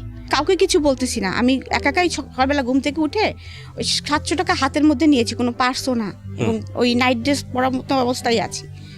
ওই অবস্থায় আমি সোজা হাঁটা ধরছি, কোথায় যাব আমি নিজেও জানি না। আমার মনে হয়েছে আমার একটু বুক ভরে নিঃশ্বাস নিতে হবে, আমাকে একটু বাঁচতে হবে, আমার ভালো লাগছে না, আমি কোথায় যাব নিজেও বুঝতেছি না। কিন্তু কারণ আমার তো তেমন কেউ নাইও, আমার কারোর সাথে তেমন কোনো ফ্রেন্ডশিপ নেই, বা মানে ফ্রেন্ডশিপ আছে কিন্তু ওরকম আস্থা করা যায় এরকম কাউকে সেরকম কেউ নাই। যারা আছে সবাই ফ্যামিলি মেম্বার, আমার ফুপু, আমার ভাইরা, এরকম ফ্যামিলির ভিতরে আমাদের যত মেশা। বান্ধবী কিছু আছে, তাদের বাসায় যাইটাই, কিন্তু তাদের কথা তখন মাথায় আসে নাই আর কি। আমার মনে হয়েছে কি যে ঢাকায় আমি নাচি না, আমি ওখানে গেলেই মনে হয় কিছু একটা করতে পারবো, এই চিন্তা করে বাস স্ট্যান্ডে চলে গেছি। বাস স্ট্যান্ডে চলে যাওয়ার পরে আমি ওখান থেকে একটা বাসে উঠে পড়ছি, যে বাসটা ঢাকায় যায় এটা শুনছি আমি। তো আমার তো রাত্রেও মনে হয় আমি কিছু খেয়েছিলাম না, সকালেও আমার খাওয়া দাওয়া কিছু নাই। আর তখন তো বাসে আসতে অনেক মানে হাঙ্গামা হতো আর কি, মানে ওই ফেরি পার্কটার অনেক ঝামেলা। তা আমার পাশে যে লোকটা বসে আছে, আমি কিন্তু কয়েকবার বমি করেছি এর মাঝে, বাসের মধ্যে কয়েকবার বমি করেছি, উনি আমাকে পলিথিন কিনে দেন। আমার কিন্তু অত কিছু মনে নেই। তারপর ঢাকা গাবতলীতে যখন এসে থামছি, তখন কিন্তু আমার মনে হচ্ছে যে আমি কোথায় যাব, ঢাকায়ও তো কাউকে চিনি না, যাব কোথায়। হঠাৎ করে আমার মনে হলো যে আমি যখন ঢাকায় যে প্রতিযোগিতাগুলো করতে আসতাম, তখন আমি যে মামার বাড়িতে উঠতাম, তার বাসা হচ্ছে গ্রিন রোডের ছিল। আমি একটা সিএনজিকে জিজ্ঞেস করতেছি আপনি কি গ্রিন রোডে যাবেন? তো বলছে যে হ্যাঁ যাব। তো উনি আমাকে যে ভাড়াটা চাই আমি সে ভাড়াতেই উঠে পড়ি। এবং মানে ওনার বাসায় একদম রাস্তার সাথে, গ্রিন রোডের রাস্তার সাথে ছিল এবং 7 নম্বর রোড, এটা আমার মনে আছে। আমি বলেছিলাম 7 নম্বর রোড। নিয়ে আসার সঙ্গে সঙ্গে আমি বুঝতে পারি যে এটা আমার মামার বাসা, মানে ওখানে অনেকগুলো ফ্ল্যাট, মামার ফ্ল্যাটটা চিনতে পারি। মামার বাসায় যাই, মামি আমাকে দেখে তো একদম হতভম্ব, যে কল্পনাই করতে পারে নাই আমি কোথা থেকে আসবো, একা আসছিস কি ব্যাপার। তো হয়তো বা তারা বড় মানুষ, বুদ্ধিমান মানুষ, হয়তো বা আমার বাবাকে জানিয়েছে এমন কিছু হয়েছে, বা বাবাও বলেছে যে এরকম অবস্থার মধ্যে যে যাচ্ছে। তো ওখানে একদিন আমি ছিলাম, তারপরে বাবা আবার আমাকে গাড়ি চলে আসে, বাবা আমার সঙ্গে সঙ্গে গাড়িতে করে চলে আসে, এসে আমাকে আবার নিয়ে যায়। নিয়ে যাওয়ার পরে তখন আবার মনে হলো যে আবার কেমন যেন একটা, মানে ওইটাও একটা ভুল করতে যাচ্ছিলাম, যে আমি হারাই যেতাম। তখন মনে হলো আমি বাবা আমাকে ধরে খুব কাঁদছে, তুমি এইভাবে বাসা থেকে কেন বেরোইছো?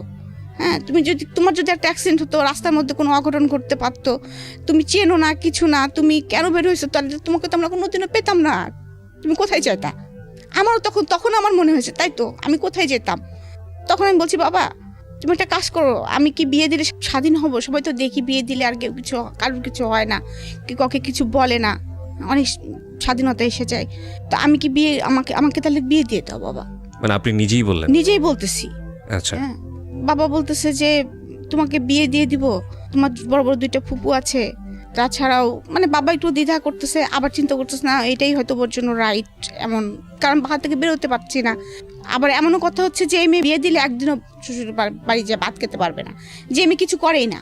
তো তার মধ্যে হঠাৎ করে এরকম একটা বিয়ের প্রস্তাব আসে হঠাৎ করে, এবং বাবাও হঠাৎ করে দেখে যে ছেলেটা অনেক ভালো, খোঁজখবর নিয়ে দেখে, এবং তাদের যে কলিগ লাইফ ছিল, সবাই অনেকে বলছে যে 5 ওয়াক্ত নামাজ কালাম পড়ে, এবং খুবই ভদ্র ছেলে, এক বাপের একটা ছেলে, ওরা 5 বোন, এবং ওর বাবা এখনো চাকরি করে, কুষ্টি শহরে 4 তলা বাড়ি আছে ওদের। যদি কাশিম সাহেব আমার মেয়ে থাকতো তাহলে আমি এই ছেলেকে সাথে বিয়ে দিয়ে দিতাম, এরকম মানে তার সম্বন্ধে এরকম গুড সংবাদ পায় বাবা সবসময়। আর আমি সবসময় বাবাকে ছোটকাল থেকে কেন জানি বলতাম বাবা আমাকে আর্মি পার্সনের সাথে বিয়ে দিও, কারণ আমি যে শর্ট ছিলাম মনে ওদের একটা কষ্ট ছিল আর কি, মানে সেই জন্য বলতাম কি বাবা আর্মি ছেলেরা তো অনেক লম্বা হয়, আমাকে লম্বা ছেলের সাথে বিয়ে দিবা। এই ছেলেটা আবার অনেক লম্বা, 5 ফিট 11। তো ওইভাবেও কিন্তু আসলে মানে আমার বিয়ে হয়ে যাচ্ছে আমি বুঝতে পারতেছি না। তো আমার মনে নেই সঠিক কারা কারা দেখতে আসছিল আমাকে। তো আমি সেদিন মনে হলো কি যে আমি একটু স্বাধীন, কারণ স্বাধীন মনে হলো কি যে অনেকদিন বাইরে যাইনি, অনেকদিন সাজিনি। আমি আবার সাজতে গুজতে খুবই পছন্দ করতাম। আমার চুলগুলো ছিল অনেক লম্বা লম্বা এবং খুব সুন্দর চুল ছিল আমার মাথায়। তো আমি মাকে বলছি মা দেখতে আসলে কি শাড়ি পরা যায়? তো মা বলছে হ্যাঁ যাই। তো আমি বোকার মতো মার শাড়ি বাঁচতেছি কোন শাড়িটা পরবো। হ্যাঁ, মানে আমি সেদিন অনেক মানে আনন্দ পাচ্ছি, কেন জানি মনে হচ্ছে যে আমি জীবনে একটা স্বাধীন জীবন যাপন করতে চাচ্ছি। হ্যাঁ যাচ্ছি এরকম। তো আমি মার একটা শাড়ি পছন্দ করেছি, মানে সেজেছি, বাবাকে বলেছি বাবা তুমি নাস্তা কিনতে যাচ্ছ, আমার জন্য পেস্ট্রি নিয়ে এসো। আমি আবার পেস্ট্রি খেতে খুব পছন্দ করতাম। আমার জন্য গোলাপ ফুল নিয়ে এসো, আমি কিন্তু মাথায় গোলাপ পরবো, এরকম। তো যাই হোক তারা আমাকে দেখতে আসছে, আমাদের ড্রয়িং রুমটা ছিল নিচে, আমরা দোতলার থেকে আমাকে যখন নিচে নামা নিয়ে আসছে, ওরা আমাকে বিভিন্ন প্রশ্ন করতেছে। দু একটা মনে আছে প্রশ্ন? 2-1টা প্রশ্নের মধ্যে যেমন নামাজ পড়তে পারি কিনা, তারপরে কোরআন শরীফ পড়েছি কিনা, তারপরে কিসে পড়ি, কোন সাবজেক্টে পড়ি। এর মধ্যে আর একটা ছিল যে তখন একটা নাটক হচ্ছিল, হেলাল নামের একটা চরিত্র ছিল আমাদের মধ্যে, ইন্দ্রধরক মিলনের মানে একটা নাটক হচ্ছিল টিভিতে। হেলাল নামের কাউকে চেনেন কিনা, এই নাটকটা আপনি দেখেন কিনা? হ্যাঁ হ্যাঁ হ্যাঁ, সম্ভবত রূপকথা। হ্যাঁ, তখন বলছি নাটকটা হচ্ছে, তখন তো আমাদের বিটিভি চলতো এবং তখন ওই নাটকগুলো আমরা খুব আগ্রহ সহকারে দেখতাম। তো আমি তখনও জানি না আমার হাজবেন্ডের নাম হেলাল, এই জন্য আমাকে প্রশ্ন করতেছে। হ্যাঁ, তখন বলতেছে হেলালের চরিত্রটা আপনার কাছে কেমন লাগে? কিন্তু ওখানে তো খালেদ খান তো ওখানে ভিলেন পুরা। হ্যাঁ, আমি তো বেটা তো বদমাইশের লাঠি, মানে আমি তো সবসময় স্টেট কাট কথা বলি, আমি সরাসরি বলতেছি বেটা তো বদমাইশের লাঠি। হ্যাঁ, এরকম বলতেছি আর কি। তোরা আবার এটা নিয়ে খুব হাসাহাসিও করছে আর কি। যাই হোক, তারপরে আমাকে আমার হাজবেন্ড ঠিকানা লিখতে দিয়েছে। হ্যাঁ, ঠিকানা লিখতে দিয়েছে যে আমরা তোমার বাসার ঠিকানা লেখো। আমি আবার ঠিকানা লিখতে যে কুষ্টিয়া বানানটা এস এর ঘুল্লিটা কিভাবে দেয়, মানে একটু হলেও তো ভয় পাচ্ছি, ভুলে গেছি। হ্যাঁ, আমি আমার ফুফাতো ভাই সামনে দাঁড়ায় আছে, জিজ্ঞেস করছি এস কেমন করে লেখে রে, ওদের সামনে জিজ্ঞাসা করতেছি। হ্যাঁ, ও আবার হেসে ফেলছে, তুই এস লিখতে পারছিস না। যাই হোক এই পার্টটা চলে গেল। এবং ওরা আমাকে দেখে আমাকে কিছু টাকা একটা খাম দিল হাতে ধরায়। তো যখন আমি দোতলা সিঁড়ি নিচতলা থেকে তো বললো তুমি এখন যাও, তোমার সাথে পরে আবার কথা হবে। বাবা বললো মা তুমি উপরে চলে যাও। তা আমি উপরে চলে যাচ্ছি আর ওই টাকাটা গুনতেছি আর হাসতেছি, দেখতেছি যে ওখানে 2000 টাকা আমার না এরকম সামথিং কিছু, এবং বলতেছি আমার ছোট ফুপু আমার সাথে আছে। আমি বলছি দেখ ফুপু, কালকে যাই একটা জিন্সের প্যান্ট কিনবো, একদম ঝাঁকানাকা একটা ব্লু প্যান্ট দেখে আসছি, ওইটা আমি কিনবই। এরকম আমার যে বিয়ে হয়ে যাচ্ছে আমি এটা বুঝতে পারতেছি না। আমার একটা মা একটা সাদা পাঞ্জাবির উপরে ফেব্রিক্স করে আমাকে যে পাঞ্জাবিটা বানাই দিয়েছে না, ওইটার সাথে আমি ব্লু প্যান্ট দিয়ে পরবো, মানে এরকম করে বলতেছি। খুব খুশি হয়ে গেছে টাকাগুলো হাতে পেয়ে। এরকম 2-3 দিন যাওয়ার পরে আবার শুনি আমাকে দেখতে আসবে। এবার কারা আসবে? এবার মুরব্বী মহলরা আসবে। আচ্ছা, ওই হেলাল সাহেবের মুরব্বী যারা ছিলেন, হ্যাঁ, আমার মানে শ্বশুর আসবেন, শাশুড়ি আসবেন, তা আরো খালা শ্বশুর টশুর যারা আছেন তারা আসবেন, এবং তারা পাকা কথা বলবেন। এটা তো আর আমাকে বলা হয় না, আমাকে বলছে দেখতে আসবেন। আমি বলছি বাবা বারবার আমার যেতে ভালো লাগছে না, এদিন কি শাড়ি পরতে হবে? বাবা বলছি ইচ্ছে হলে পরো, না হলে না পরো। তো সেদিনও শাড়ি পরলাম, কিন্তু সেদিন আমি কেন জানি ভয় পাচ্ছিলাম। তো যাই হোক, দেখতে আসে আমার শাশুড়ি, এখন জানি সে আমার শাশুড়ি, তখন আমার শাশুড়ি ছিলেন না আর কি। তো ওই মহিলাটা আমাকে বললেন দাঁড়াতে বললেন এবং হাঁটতে বললেন। হ্যাঁ, তো দাঁড়াতে এবং হাঁটতে বললেন। আমার এটা খুব প্রেস্টিজে লেগে যায়। এবং আমার ছোট ননদ ছিল সাথে, ছোট ননদ মানে এখন সে ছোট ননদ, একটা মেয়ে ছিল আর কি সাথে, অল্প বয়স্ক। ওর সঙ্গে দেখলাম যে আমাকে মাপ দেওয়া হচ্ছে, কারণ তাদের ছেলে লম্বা, আমি শর্ট, ওরা তো প্রথমে এসে দেখে গেছে এটা। যখনই আমাকে মাপ দেওয়া হচ্ছে, আর আমার তো শর্ট নিয়ে আমার একটু প্রবলেম ছিলই, মানে মনের ভিতরে যে আমি একটু ছোট ছিলামই, আমি হাওমাও করে ওখানেই কান্না করে দিছি যখন, তখন আমার বাবা আসেনি, মা তখন ওখানে ছিলেন। মেয়েরা যেহেতু উপরে বসছে আর বাবা হচ্ছে ছেলেদের নিয়ে নিচে বসছে আর কি। পরে মা কিভাবে পরে আমাকে বলছে মা তুমি ঘরে চলে যাও। আমি ঘরে চলে গেছি। তখন মা মনে হয় বাবাকে কিছুটা হলে বলেছে। তো আমার বাবা নিজ থেকেই ওনাদেরকে তখন বলেছে আমার মেয়ে আমি বিয়ে দিব না। তখন আমার শ্বশুর নাকি জিজ্ঞেস করেছে যে কেন দিবেন না, আমরা তো দেখলামই না, মামনির মুখটা তো আমাদেরকে দেখালেন না, মেয়েরা উপর থেকে দেখেছে, ছেলেদের সামনে, তখন আমার শ্বশুরদের সামনে আমি যাইনি। তখন বলতেছে যে না আমার মেয়ে, বাবার এটা শুনে মন খারাপ হয়েছে যে আমাকে মাপ দিয়েছে ওরা। হ্যাঁ, আর আমাদের ফ্যামিলির তো এরকম না, এত অড না যে এখনো মেয়ে তোমার দাঁত দেখি, মেয়ে তোমার চুল দেখি, এই টাইপের তো না। হ্যাঁ, বাবার এটা অবশ্যই প্রেস্টিজে লেগেছে। তো বাবা বলছে আমার মেয়ে আমি এখানে বিয়ে দিব না, এখানে বিয়ে দিব না বলছে, আসলে আমি মেয়ে না এখন বিয়ে দিতে চাচ্ছি না, মানে কায়দা করে যা বলার হয়তো বাবা বলেছে এরকম। তখন আমার শ্বশুর নাকি বলেছে দেখেন আমরা আসলাম, ঠিক আছে মামনিটাকে দেখি, বিয়ে দিবে না দেবে না আপনি পরে ডিসিশন নিন, আমাদেরকে একটু এক নজর দেখতে দেন। তো আমার মনে আছে যে আমাদের উপরেও একটা বসার রুম ছিল আর কি। তো ওনাদেরকে ওখানে ডেকে নিয়ে আসা হয়, এবং আমি আর সামনে যাব না, কিছুতেই যাব না। আমার তখন একদম শুরু হয়ে গেছে, না আমি যাবো না, আর সামনে যাবো না, ওদের সামনে যাবো না, ওরা আমাকে মাপ দিচ্ছে, কি করছে না করছে, আমি যাবো না ওদের সামনে। তো জোর করে ওয়ান কাইন্ড আমাকে ধরে নিয়ে আসা হয়। তো আমি যখন রুমে ঢোকার পরে বসতে বললো, বসলাম। তো আমার শ্বশুর ঢাকায় নিয়ে আসেন। আমি বাবা আমার তখন আর ওইগুলো মনে নেই। আমি তখন দেখতেছি যে আমি একটু স্বাধীন হয়েছি, আমি কেনাকাটা করতে পারতেছি ধুমসে, যে শাড়িটা চাচ্ছি বাবা দিচ্ছে, যে জামাটা চাচ্ছি দিচ্ছে, মানে সব কিছু মোটামুটি ইয়ে করতেছি। এবং সোনার দোকানে যা চাচ্ছি, মানে এরকম সোনা কিনতে কিনতে আমি প্রায় 50 ভরি সোনা কিনে ফেলছি। ওকে, এমনও কথা বাবাকে বলতেছি, বাবা আমার কি এই বিয়েটা পরে যখন আরেকটা বিয়ে হবে তখনও কি আবার তুমি আমাকে দিবা? হ্যাঁ, এবং so fine, this is the thing that ওনার মেন্টাল ম্যাচুরিটিটা কি ছিল। বাট এখানে আমার কথা বলার আছে, আমি জানি না যে সামনে কি ঘটবে, বিকজ কিছু তো প্রেডিকশন তৈরি হয়, সব মানুষেরই তৈরি হয়। যারা জীবন গল্প শুনছেন তারা হয়তো বুঝতে পারছেন যে কিছু একটা ঘটতে যাচ্ছে, যেটা হয়তো তাদের ভাবনার সাথে মিলেও যেতে পারে। কিন্তু আমার কথাটা হচ্ছে যে আপনার বাবা বা ফ্যামিলির যারা মেম্বাররা ছিলেন তারা তো আপনার মেন্টাল ম্যাচুরিটিটা বুঝতেন। উইথ ডিউ রেসপেক্ট, বাবা কিংবা মার জায়গা কখনোই মূল্যায়ন করা যায় না, যত বড় প্রবলেমই হোক না কেন, ভুল হোক না কেন।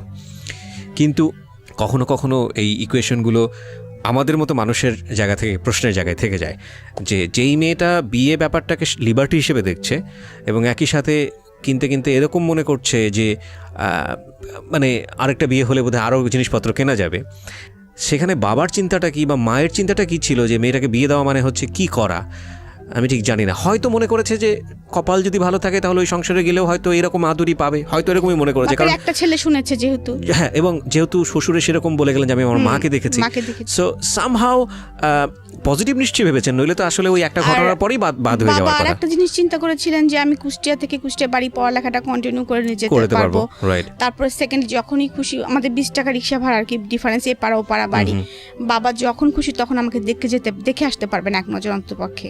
শ্বশুর বাড়ি থাকি, বাবার বাড়ি থাকি, সবকিছু পজিটিভলি চিন্তা করেছেন। তো কি হলো তারপর শপিং এর পর? তারপরে শপিং করতেছি, এরকম খুব মজা করতেছি, এবং এমনকি আমার হাজবেন্ডের জন্য একটা আংটি কিনে নিয়ে আসা হয়েছে, ঘড়ি টড়ি কিনেছে আড়ং থেকে, বাবা পাঞ্জাবি শেরওয়ানি টেরওয়ানি কিনেছে। তো আমি আবার বলছি, বাবা দেখছো ওই লোকটার আংটির উপরে একটা ঘোড়া আঁকানো, ওই লোকটার যেরকম ঘোড়ার মতো চেহারা, ঘোড়া আঁকানো, এরকম বলতেছি আর কি।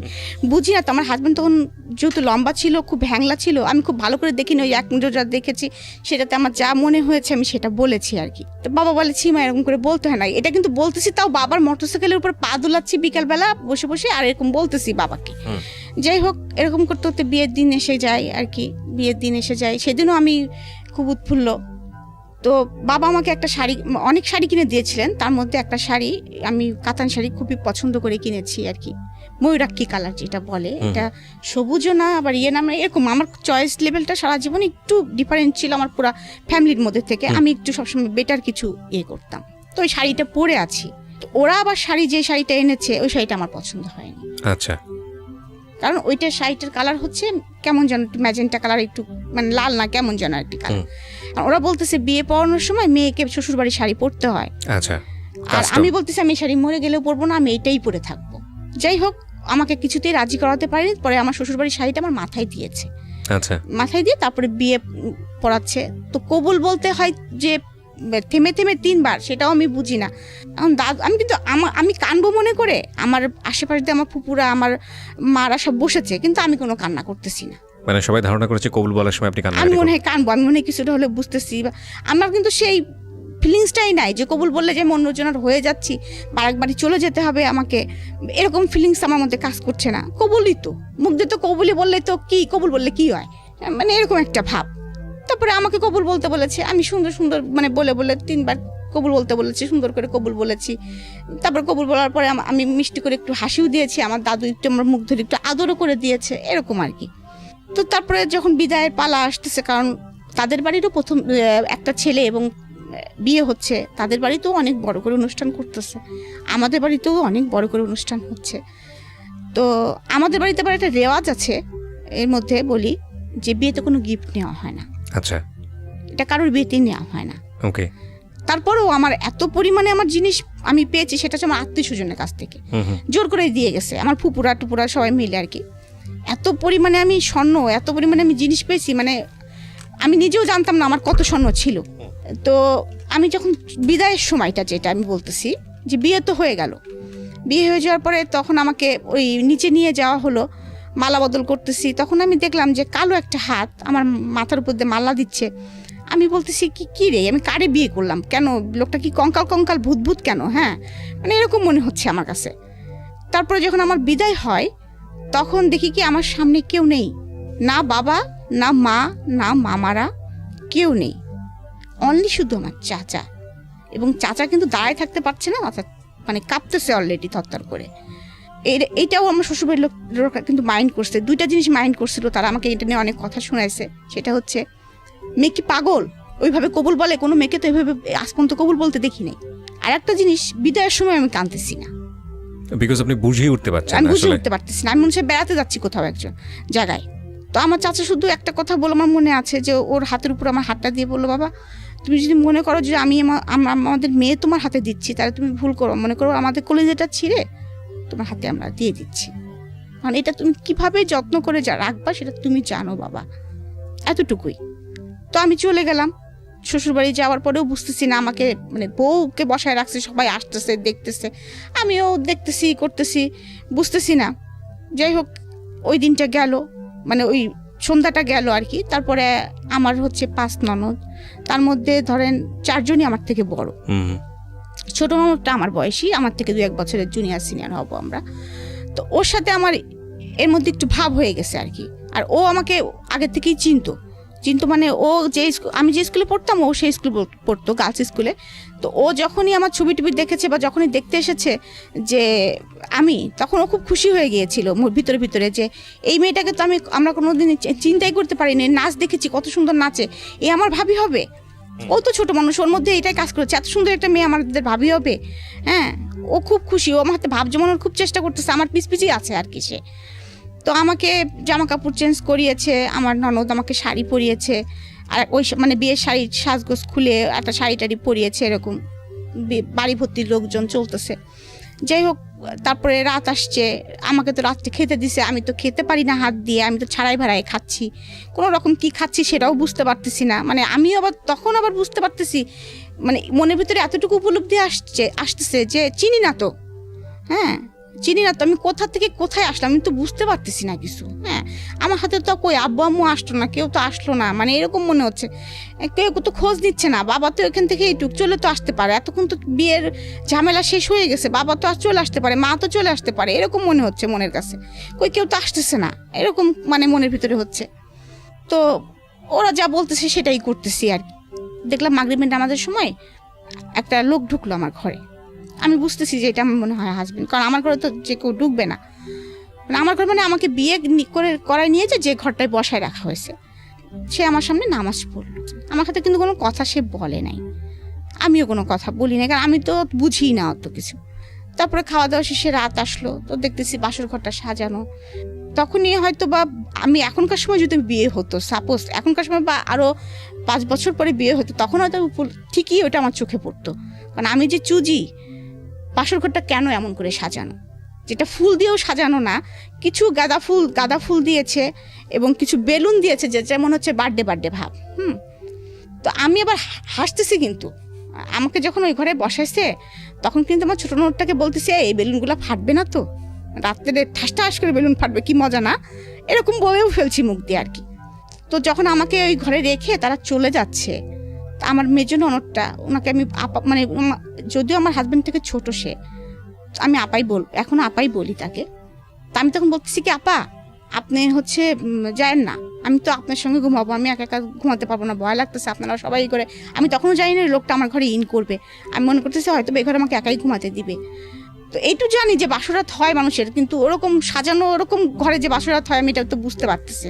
যাই হোক, আপাকে ধরে বসছি যে আপা আমি তো আপনার সঙ্গে ঘুমাবো, আপনি আমার সঙ্গে ঘুমান। বলতেছে না না তুমি ভয় পাও না, তোমার সঙ্গে ঘুমাবে তো, ভাই তোমার সঙ্গে থাকবে, তুমি টেনশন করো না, ভয় পাবা না তুমি। তো আমি তো তখন আরো ভয় পেয়ে গেছি যে কি ব্যাপার, একটা ছেলে থাকবে আমার সাথে। হ্যাঁ, আমি তো কখনো ছেলে মানুষের সঙ্গে ঘুমাইনি, আমি বাবার সঙ্গে ঘুমাইছি, চাচুর সঙ্গে ঘুমাইছি। তারপরেও যতই ইয়ে করি, ওটা নতুন জায়গা তো আমি তত ইয়ে করতে পারছি না। যাই হোক, আমার হাজবেন্ড ঢুকলো ঘরের মধ্যে, ঢোকার পরে সে পাশে বসতো, শীতকাল ছিল তখন, ডিসেম্বরে আমার বিয়েটা হয়েছে, ডিসেম্বরের 6 তারিখে। তখন আমি 16 বছর আমার বয়স। তখন আমি মানে বুঝতে পারতেছি না কি করব। আমি কিন্তু লেপ কম্বল কিছু গায়ে দেওয়া না, আমি এমনি এড়ার বসা, শীতে কাঁপতেছি আর কি, একটা শাল মনে হয় কোনো রকম জড়ানো গায়ে। তার মানে বলতেছে তুমি লেপের মধ্যে পা দিয়ে বসো, ঠান্ডা তো। হ্যাঁ, তখন বলতেছে যে আমি কিসে পড়ি, আবার ওই একই কথা সে জিজ্ঞেস করতেছে কিসে পড়ি, তারপরে আমি আমার সাবজেক্ট কি এগুলো জিজ্ঞেস করতেছে, কোন স্যারের কাছে প্রাইভেট পড়তে যাই, নামাজ পড়তে পারি কিনা, কোরআন শরীফ পড়তে পারি কিনা, এগুলো জিজ্ঞেস করতেছে। আমি সে নামাজ পড়ি, মাঝে মাঝে পড়ি, হ্যাঁ, কোরআন শরীফ পড়তে পারি না, সোজা উত্তর।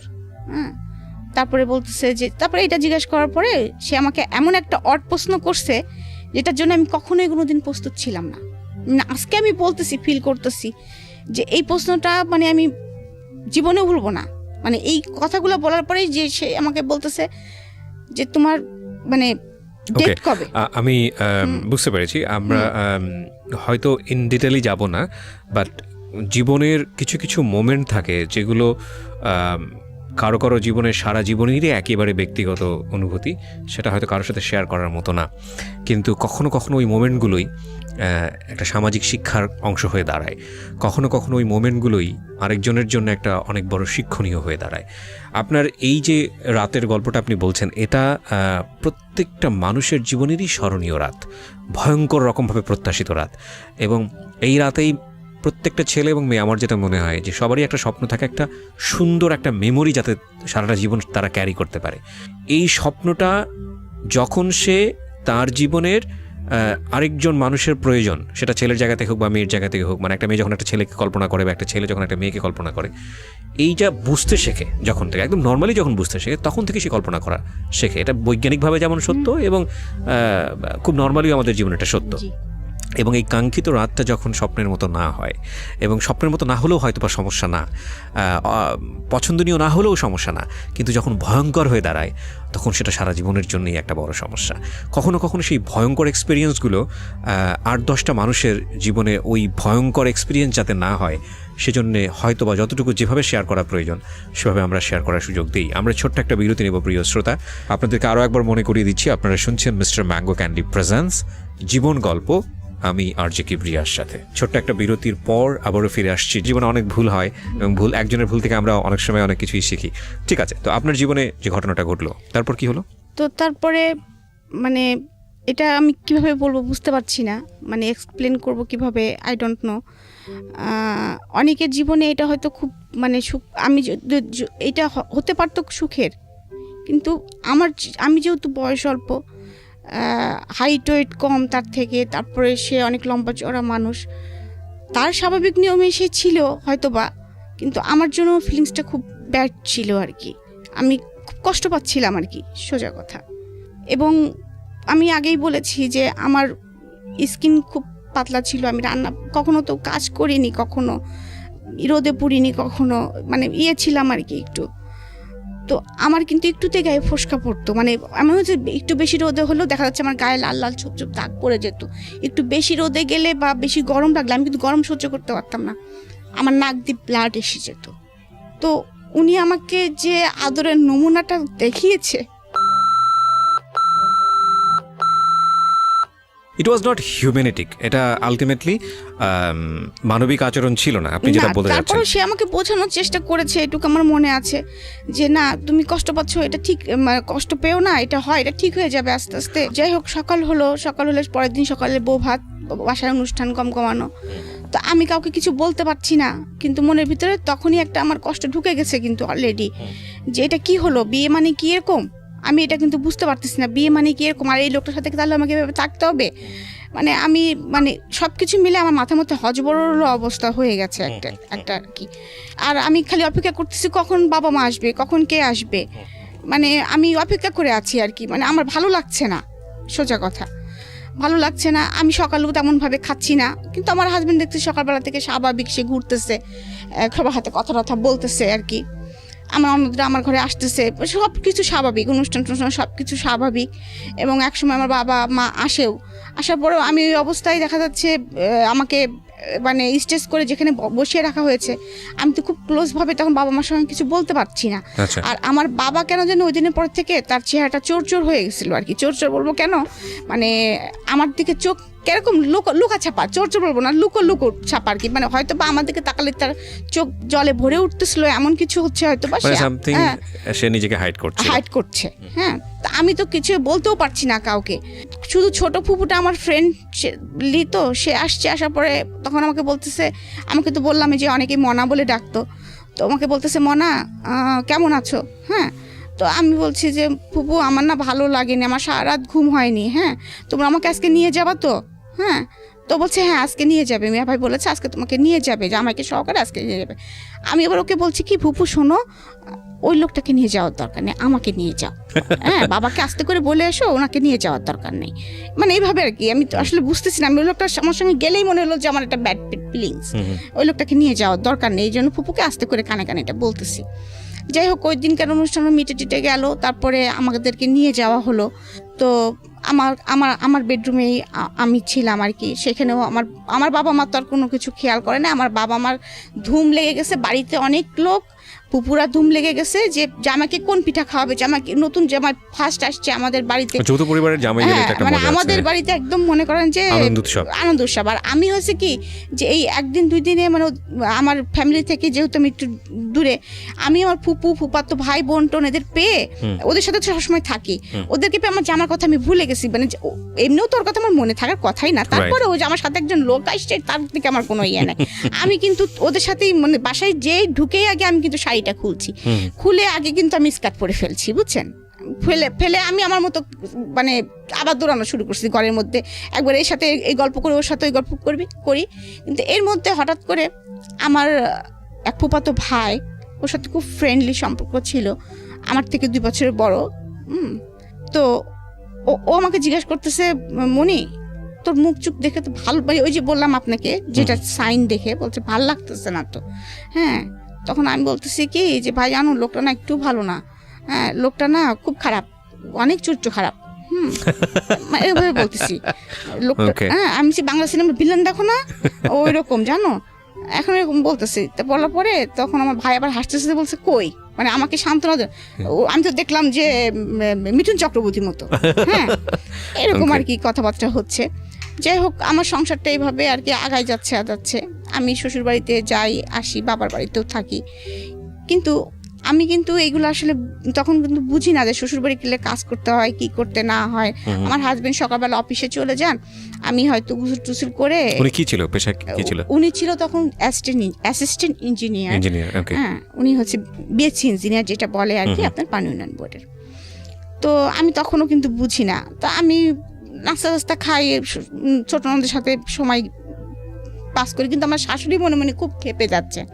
হ্যাঁ, আমি এখন জানি আর কি উনি খুব খেপে যাচ্ছেন, কি বউ বিয়ে করে নিয়ে আসলাম, শাশুড়ি কি করতেছে তাও কি দিয়ে দেখে না, বাড়ির কে কি করতেছে কি দিয়ে দেখে না, ঘুম থেকে দেরি করে ওঠে, নামাজ পড়ে না, হ্যাঁ মানে নখ পালিশ লাগায় বসে থাকে, হ্যাঁ নাক ফুটো করা নাই, হ্যাঁ এরকম অনেক কিছু আর কি। তো ওই দিন উনি খুব হঠাৎ করে খুব লাউড হয়ে গেলেন, আমারে বলতেছে, এই তোমারে কি খালি শোকেসে সাজা রাখার জন্য নিয়ে আসা হয়েছে নাকি, তুমি খালি ঘরের মধ্যে বসে বসে মান্দাদের হেমন্তের না কি কার গান শুনো, হ্যাঁ তোমার হাজবেন্ড খাবে সেটা তোমার খেয়াল রাখতে হয় না, তোমার যে 5টা ননদ আছে তারা কলেজে যাচ্ছে ভার্সিটিতে যাচ্ছে, তুমি সেগুলো খেয়াল রাখবা না, হ্যাঁ তুমি নিজেকে নিয়ে সবসময় বসে থাকো, হাতে নখ পালিশ মাখিয়ে বসে থাকো, মানে এরকম করে আমার সাথে খুব চিল্লাপাল্লা করতেছে। এই কয়েকদিনের মধ্যেই, মানে 15-20 দিনের পরেই। আচ্ছা, আমি কিন্তু বুঝতে পারতেছি না, আমি একদম থতমত খেয়ে হা করে বসে আছি যে আমাকে এ ধরনের হয়তো কেউ কখনো বলে নেই। হ্যাঁ, আমি তো আসলে এরকম কথা কোনোদিনও বলে নাই আমাকে কেউ। তো আমি খুব মন খারাপ করে ওনার দিকে তাকায় আসে, আসলে উনি কি বলতেছে, আমি বলতেছি মা আমার নাক ফুটো নেই সেই জন্য রাগ করতেছেন, আমি এটাও বুঝি নাই। যখন বলছে এই মেয়ের নাক ফুটো নেই, আমি নাক ফুটো জানো না, জানে হ্যাঁ কি বাড়িতে বিয়ে দিছি, মেয়ের হচ্ছে নাক ফুটো না থাকলে ছেলের অমঙ্গল হয় এটা জানে না, এরকম বলতেছে। তা আমি বলছি এটার জন্য মনে উনি রাগ করছে। তা আমি বললাম ওই যে জেদি ছিলাম, আমি নাক ফুটোর যখন এতই সমস্যা, আচ্ছা ঠিক আছে, আমি একদম নিজের যে ঘরটায় থাকতাম, এমনকি আমি ওই ঘরে যখন যে ঘরটাকে আমাকে থাকতে দেওয়া হয়েছে, যে সেই ঘরটার পরিবেশটা এরকম ছিল যে একটা শুধু খাট, ড্রেসিং টেবিল নাই কোনো, একটা টেবিল আর একটা স্টিলের আলমারি, আর কিছু নেই ওই ঘরে। ও একটা আলনা ছিল, যে আমি কখনো মানে আমার ঘরটা তো অনেক সাজানো গোছানো, তখনকার সময় চেস্টের ড্রয়ার একদম ম্যাচিং করা কিছু। তখন এইটা আমার বাবা মা কিন্তু খেয়াল করেছে, এবং তারা কিছু বলেনি, এবং তারা কিন্তু অলরেডি ফার্নিচারের অর্ডার দিয়েছে আমার জন্য আর কি। এবং আমার ঘরে যে একটা ওই বাসায় যে রঙিন টিভি নাই এটাও খেয়াল করেছে তারা, সাদা কালো টিভি দেখে তারা, ফ্রিজ একটা ছোট, কিন্তু বাড়ি কিন্তু 4 বাড়ি, 2টা ফ্লোর নিয়ে আমরা থাকি, কিন্তু ফার্নিচারের ডিজাইনগুলো সব পুরাতন এরকম আর কি। আচ্ছা, জাস্ট লাইক বাবারা হয়তো এটা খেয়াল করেছে। তো আমার রুমের সাথে কোনো অ্যাটাচড বাথও ছিল না, যেটা আমি কোনোদিন অভ্যস্ত না, আমি আগেই বলেছি, সেটা আমার একটা প্রবলেম হচ্ছিল। এখানে একটা বিষয় খেয়াল করবেন, উনি যে বিষয়গুলো আনছে ছোট ছোট করে, সেগুলো হয়তো বলার মতো না, কিন্তু খুব ইম্পর্টেন্ট দুটো মানুষের জন্য। দুটো মানুষ দুটো পরিবেশ থেকে আসছে, দুটো মানুষের আমরা বিয়ে মানে মনে করি যে দুটো পরিবারের মেলবন্ধন, এটা কিন্তু শুধু দুটো মানুষের মেলবন্ধন না, দুটো পরিবারের মেলবন্ধন। এবং অবশ্যই একটা মানুষ যেভাবে যে লাইফস্টাইলে ছিল, হঠাৎ করে এসে আরেকটা লাইফস্টাইলে মানানসই হওয়াটা খুবই ডিফিকাল্ট, সে ছেলেই হোক বা মেয়েই হোক। কিন্তু আমাদের সামাজিকতা একটা বিষয় আমরা ধরে নিই যে মেয়ে মানেই হচ্ছে তাকে মানিয়ে চলতে হবে, মেয়ে মানেই হচ্ছে সে যে পরিবার থেকে আসুক না কেন, যেটাই করুক না কেন, শ্বশুরবাড়িতে যা আছে সেটাই তাকে মেনে নিতে হবে। যদি সিচুয়েশনটা এরকম হয় যে না এখানে আসলে কিছু করার নেই, বিকজ ওনাদের কী বলা যেত এফোর্ড করার ক্ষমতা আসলে অতটুকুই, তাহলে সিচুয়েশনটা ডিফারেন্ট। কিন্তু যদি বিষয়টা এরকম হয় যে না ইউ হ্যাভ মানি অ্যান্ড আপনার সেই ক্যাপাবিলিটিস আছে, তাহলে আপনার পরিবারে যেই আসুক না কেন তাকে যদি আপনার পরিবারেই সাস্টেন করতে হয়, তাহলে আপনার উচিত তার পাস্ট লাইফটা একটু হলেও স্টাডি করা। নইলে কিন্তু সে কোনোভাবেই আপনাকে বেস্টটা দিতে পারবে না। কারণ আমি যদি বলি যে একটা ছেলে হোক বা মেয়েই হোক না কেন, দেখুন যিনি এই ভদ্রলোকের সংসারে গেছেন তিনি কিন্তু গিয়েই রাতারাতি পরিবর্তন হবেন, বিষয়টা কিন্তু এরকম না। তিনি তারা একদম পুরো, যদি 16 বছরে বিয়ে হয়ে থাকে ওনার, উনি যেটা বলছিলেন 16টা বছর নিয়েই কিন্তু সেখানে গেছেন, হ্যাঁ। এবং এই 16টা বছরে তাকে কীভাবে ট্রিট করা হয়েছে, কীভাবে বড় করা হয়েছে, কী আচরণ তার সঙ্গে করা হয়েছে, কী ধরনের পরিবেশের মধ্যে সে থেকেছে, সে সব কিছু নিয়ে কিন্তু ওখানে গেছে। সুতরাং এটাকে যদি রাতারাতি ধাক্কার কবলে পড়ে যায় তাহলে এটার ভবিষ্যৎ ভালো হবে না, এটাই ধরে নেওয়া যায়। জানি না কি হয়েছে, ওকে বলুন তারপর। তো তারপরে যাই হোক আমি এগুলো কিছু বলি না, কিন্তু আমি যে আসলে আমি এখন নিজে ইমাজিন করি যেটা, সেটা হচ্ছে যে ওই সময় এরকম বোবা কেমন করে হয়ে গিয়েছিলাম। হ্যাঁ, না বোবা বেশিক্ষণ থাকবেন না, এটা আমরাও জানি। কারণ সিচুয়েশন ডিমান্ড হচ্ছে এমন একটা জিনিস মানুষ একটা পর্যায়ে পর্যন্ত সেভ করতে পারে।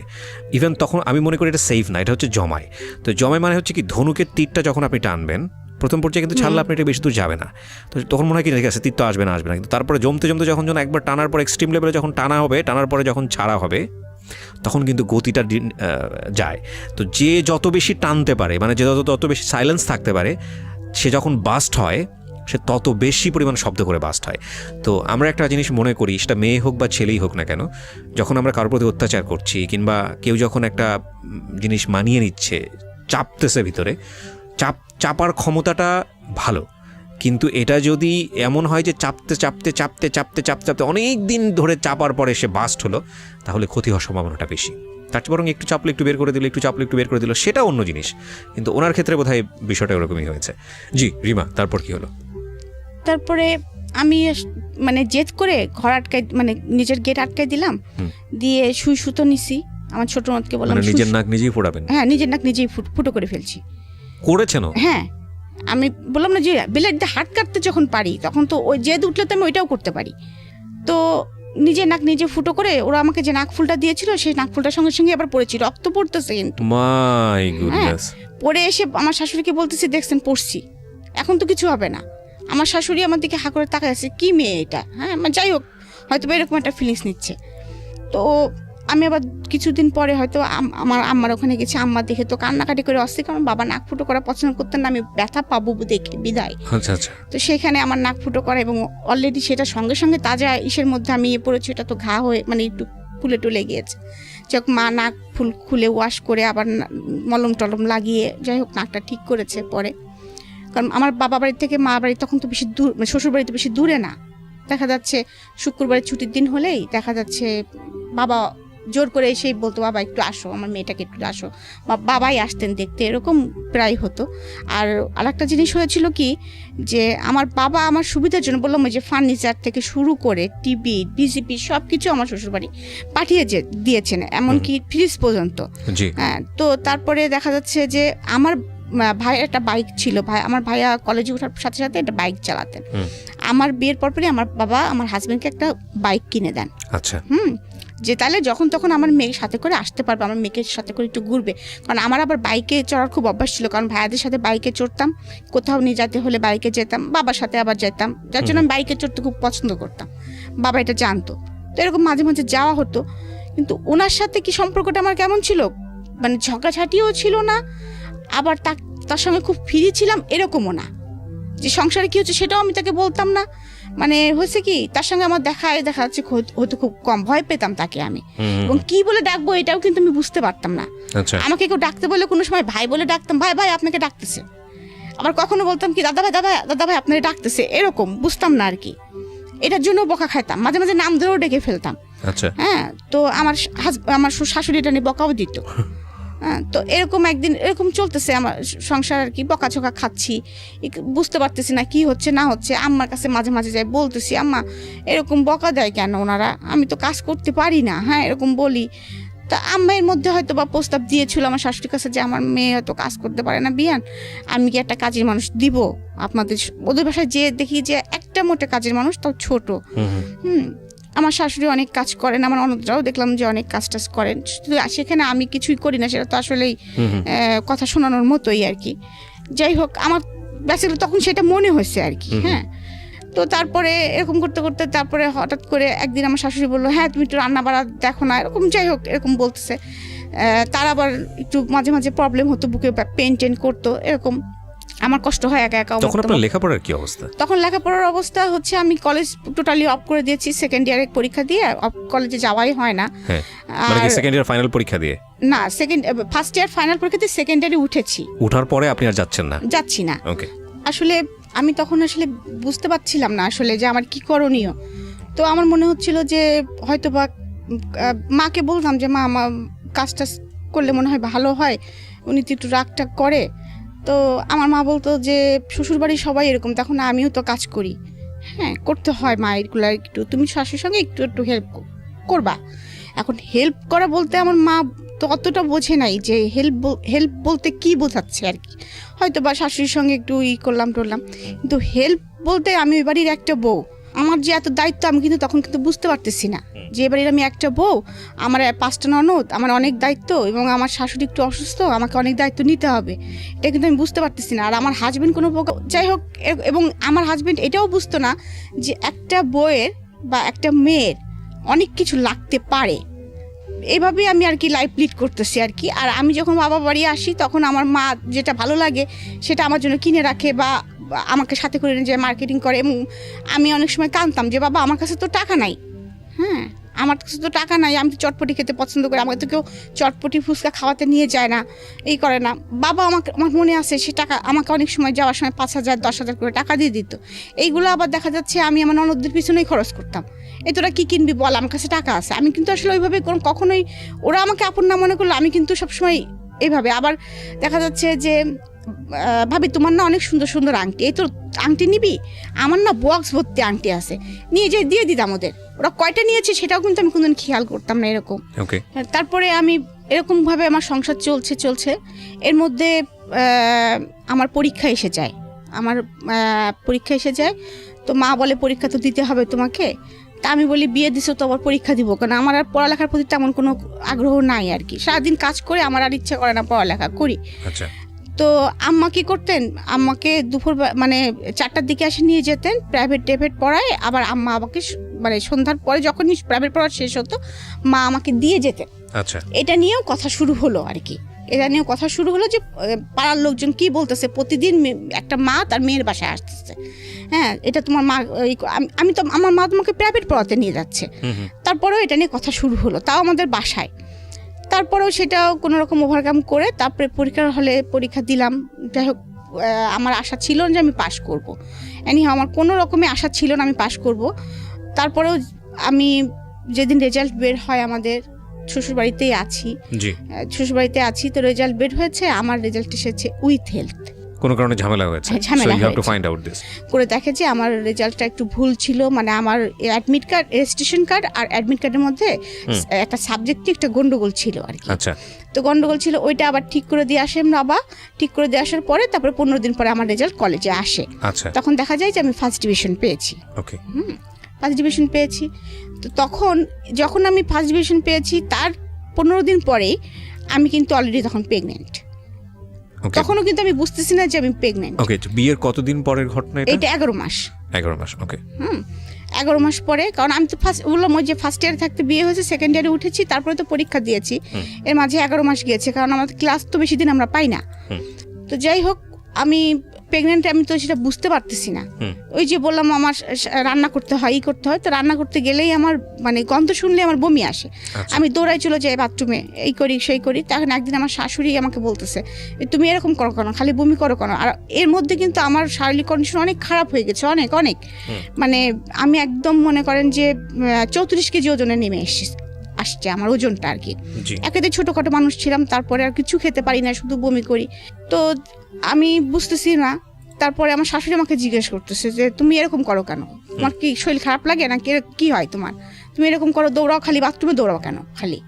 তখন আমি বলতেছি কি জানি মা, আমার কোনো কিছুর গন্ধই সহ্য হয় না, কিচ্ছু ভালো লাগে না, খালি বমি আসে, আমি কিছু খেতেও তো পারতেছি না। হ্যাঁ, তখন আমার শাশুড়ি মনে হয় মুরব্বী মানুষ তো, হাজার হলেও তিনি একটু সন্দেহ করছেন। তো যাই হোক, আমাদের পাশে ফ্যামিলি একজন ডাক্তার আছেন, ডাক্তার ভাই বলি আমরা, তো ওনার কাছে আমাকে পাঠান। তো ওনার কাছে যখন পাঠান তখন উনি আমাকে প্রেগনেন্সি টেস্ট দেন। এখন তো ধরেন অনেক প্রেগনেন্সি টেস্টের অনেক সিস্টেম হয়েছে, তখন তার কোনো সিস্টেম ছিল না, তখন তো একদম ল্যাবেই যেতে হতো ইউরিনটা নিয়ে। তো বলে যে পরের দিন সকালবেলা এরকম ইউরিনটা নিয়ে ল্যাবে দিলে নাকি রেজাল্ট, আমার হাজবেন্ডই সে রেজাল্ট নিয়ে এসেছে, পজিটিভ আসছে আর কি। আচ্ছা, পজিটিভ আসছে, তো সেটা নিয়ে আবার ডাক্তার ভাইয়ের কাছে দেওয়া হয়েছে। তখন ডাক্তার ভাই আমার শাশুড়ি বলছে আমি যেতে পারবো না, যেহেতু এরকম একটা বিষয়, তোমাদের হাজবেন্ড ওয়াইফের বিষয় যেহেতু, তো তোমরা দুজনা যাও, ডাক্তার ভাইয়ের কাছে তোমরা দুজনাই যাও।